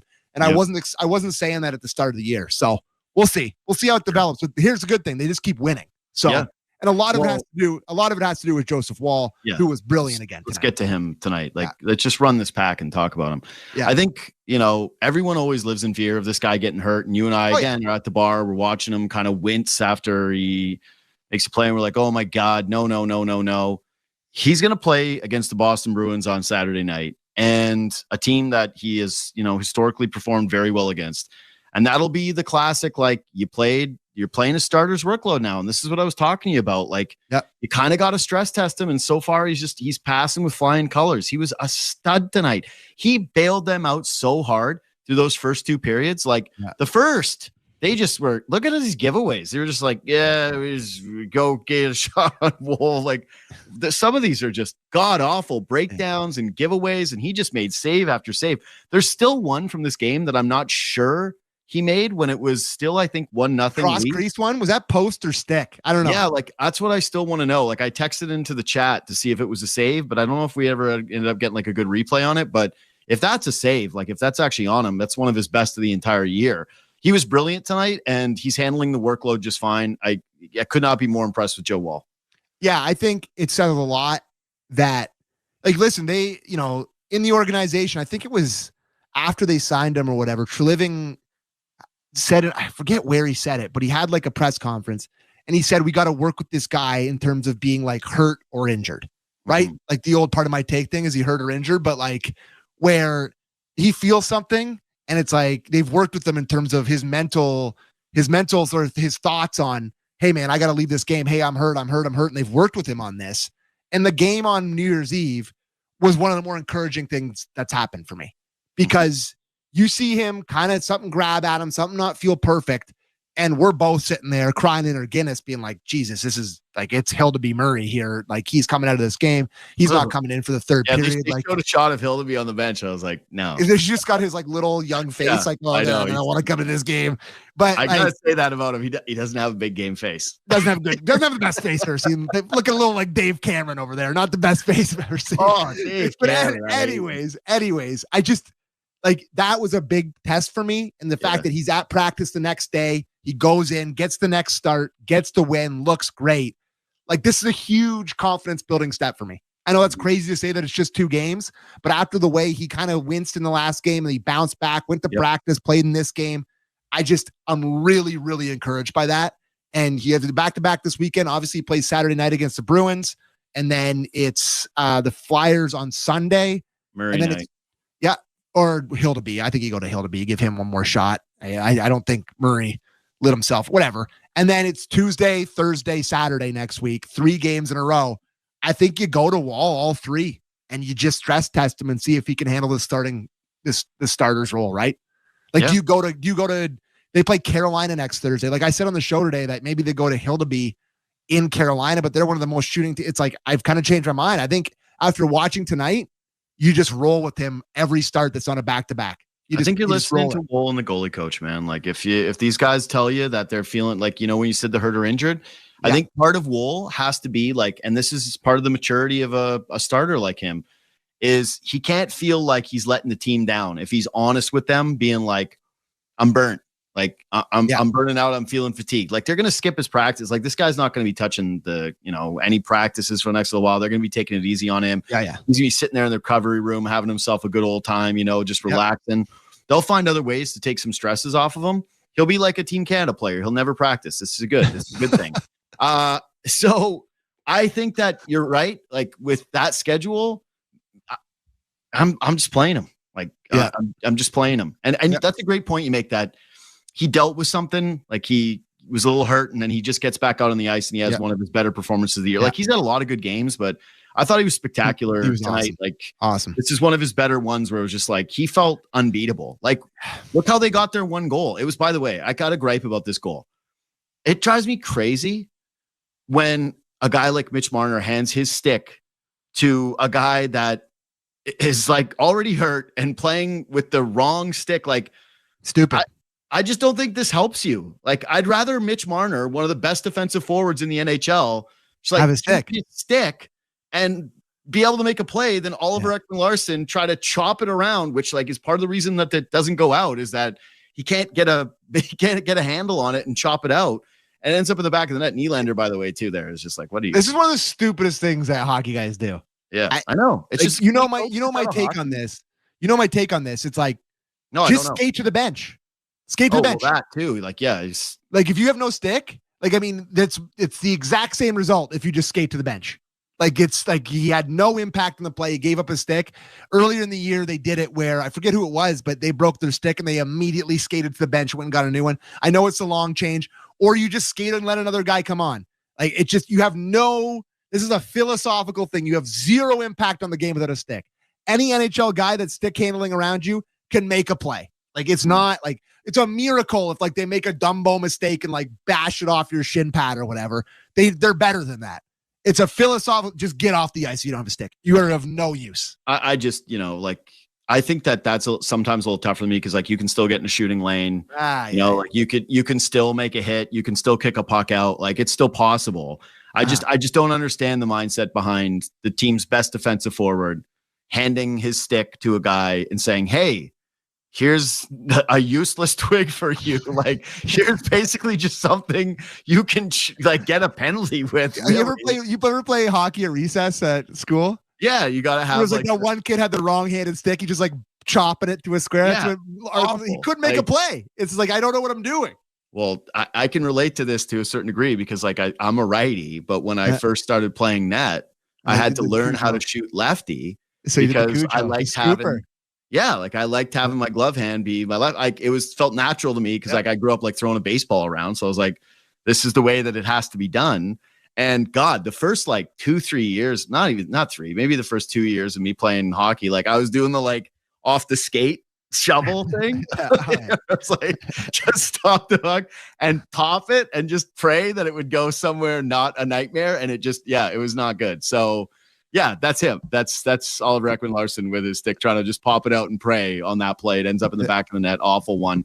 Late period goal. And yeah, I just hate it. I got last quick two things. I got one last quick thing. You have Tavares? Yeah. Yeah, okay, let's do that. It's amazing. They still like real fans. I respect it, but I also will say that I know Tavares is having an awesome season with the amulet because this is the first time they've ever done it where I was like, shut up. I just think, like, listen, they don't got a lot here. Yeah. Like their team sucks. Yeah. They got like, they got about every once in a while, people bring up like Aussie stats and it's like, yo, that's crazy. They're running their team into the ground. They suck. They got they're all old. They just no speed, they got nothing. The Leafs. They're kind of designed. Yeah, they always have. They always have on the Leafs. Like I think since Tavares went there, former producer of the show, Josiah Bosch, texted me today. I think they're 7-6-3 against the Isles since that started. And I was like, that's 5 more wins than I thought they had in this season series since Tavares went. Like they just really feel like they always own them. But I would like to know what they are in UBS Arena or on the Long Island because it just feels like they lose this game every time. And early on, it was like brutal. It was like they went there and laid eggs against that team. I remember being really upset when they first started going there. Yeah. It takes like, do these guys care about Tavares? Yes. Play that way. Because they were so bad there. But he had the moment, I think it was it last year they got his thousands where he kicked it up or was that 2 years ago? No. Anyways. All the seasons. That's true. They all seem the same. But yeah, you're right. It was last year. So yeah, I respect it. Like real fans, but God, they just got nothing. So it's a big night for them. They usually have the sleepy, boring nights where they lose 7-1 to the Buffalo Sabres with Borny's entire family in the building. Like they usually have those kind of nights. And then but then the Leafs come to town. It's like something to live for. Yeah. And they get to boo Tavares. So let them have it. Like good for them. Oh, buddy, you know my stance on good fans. Like, they care. Be a fan. Like be a fan however you want to. When they stop booing it, Liz, we literally retired Vince Carter's jersey in Toronto. Yeah. So we don't really have a leg to stand on here. Like we're not real fans. They're real fans. So I don't mind, like, again, I don't mind them booing, but I think if you're a Leaf fan, you can be annoyed by it too. Like that's like that's part of the deal. Say, buddy, 2 things can be true. You like to say that, and that's the truth. 2 things can be true here. Like but I will admit that I wanted Tavares to get one so bad. He had a good opportunity tonight, and down the slot where it was a great drop pass from Marner, and I thought he was going to go bar down. He just missed. Looked off. an Easton Cowan-esque look-off of Max Pacioretty for a tap-in backdoor, but I'm like, let him have it. Let him ring one off the post and in here and make him eat it, but good for Johnny. I'm such an immature guy. Like Easton Cowan has one look off, and I'm just immediately like texting people, like, what do you think the Leafs could get for Cowan? Buddy. I've been talking about this since last deadline. I said that to multiple like real hockey people. Books, I had Books on Kimber Morning today. He was hammering us. He's like, I've had to deal with these two idiots texting me the entire game. I hope I get to watch the game. I didn't text Books at all tonight. I left it alone. I was like, I'm leaving that. I said that to other people. I was like I said, this. I'm kind of embarrassed by it. But anyways, what's your last thing? Domi. Yes, love the Domi. Hey, you got the good and bad of Domi tonight.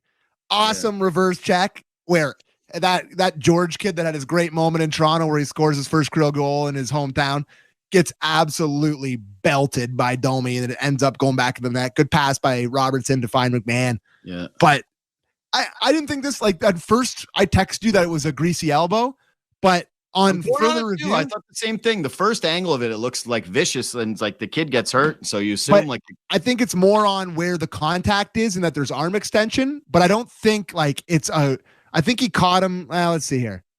That angle's not good. The angle we just showed on YouTube and Source Plus is not the one for Domi innocence. Because Domi sizes him up and he's got hate in his heart.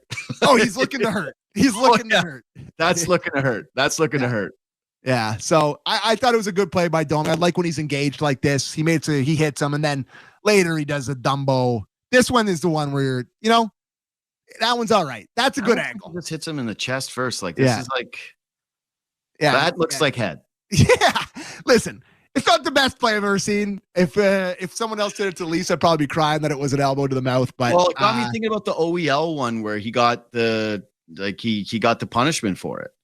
Oh yeah, similar. So I was like, if OEL got dinged $5,000 for that, then I think Domi might get a little note in his locker. Note in his locker. He might. Here's what I'll say. I'm torn on this one because you're right. If this happened to, say, Austin Matthews when he comes back from injury, he'd be out for 2 seasons if this happened to him. Well, and I would be asking for jail for whoever did this to him. I'd be like, let's get prison for life here. I don't think that this is the worst hit. Like it doesn't look great from a couple of the angles. No. I don't think it's that bad. I think it's kind of like actually just like a reverse hit.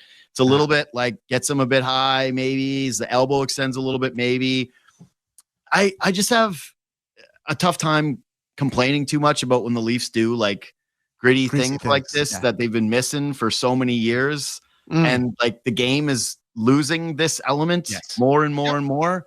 So like if I'm just being truthful about how I feel, you can say that I'm just being a homer. That's fine. Like I would accept that. But I'll just say that. But in general, Sammy, you know me. We text through all this stuff. Like when am I ever like a shrinking violet when it comes to plays like this, even when they're against the Leafs? Yeah, none.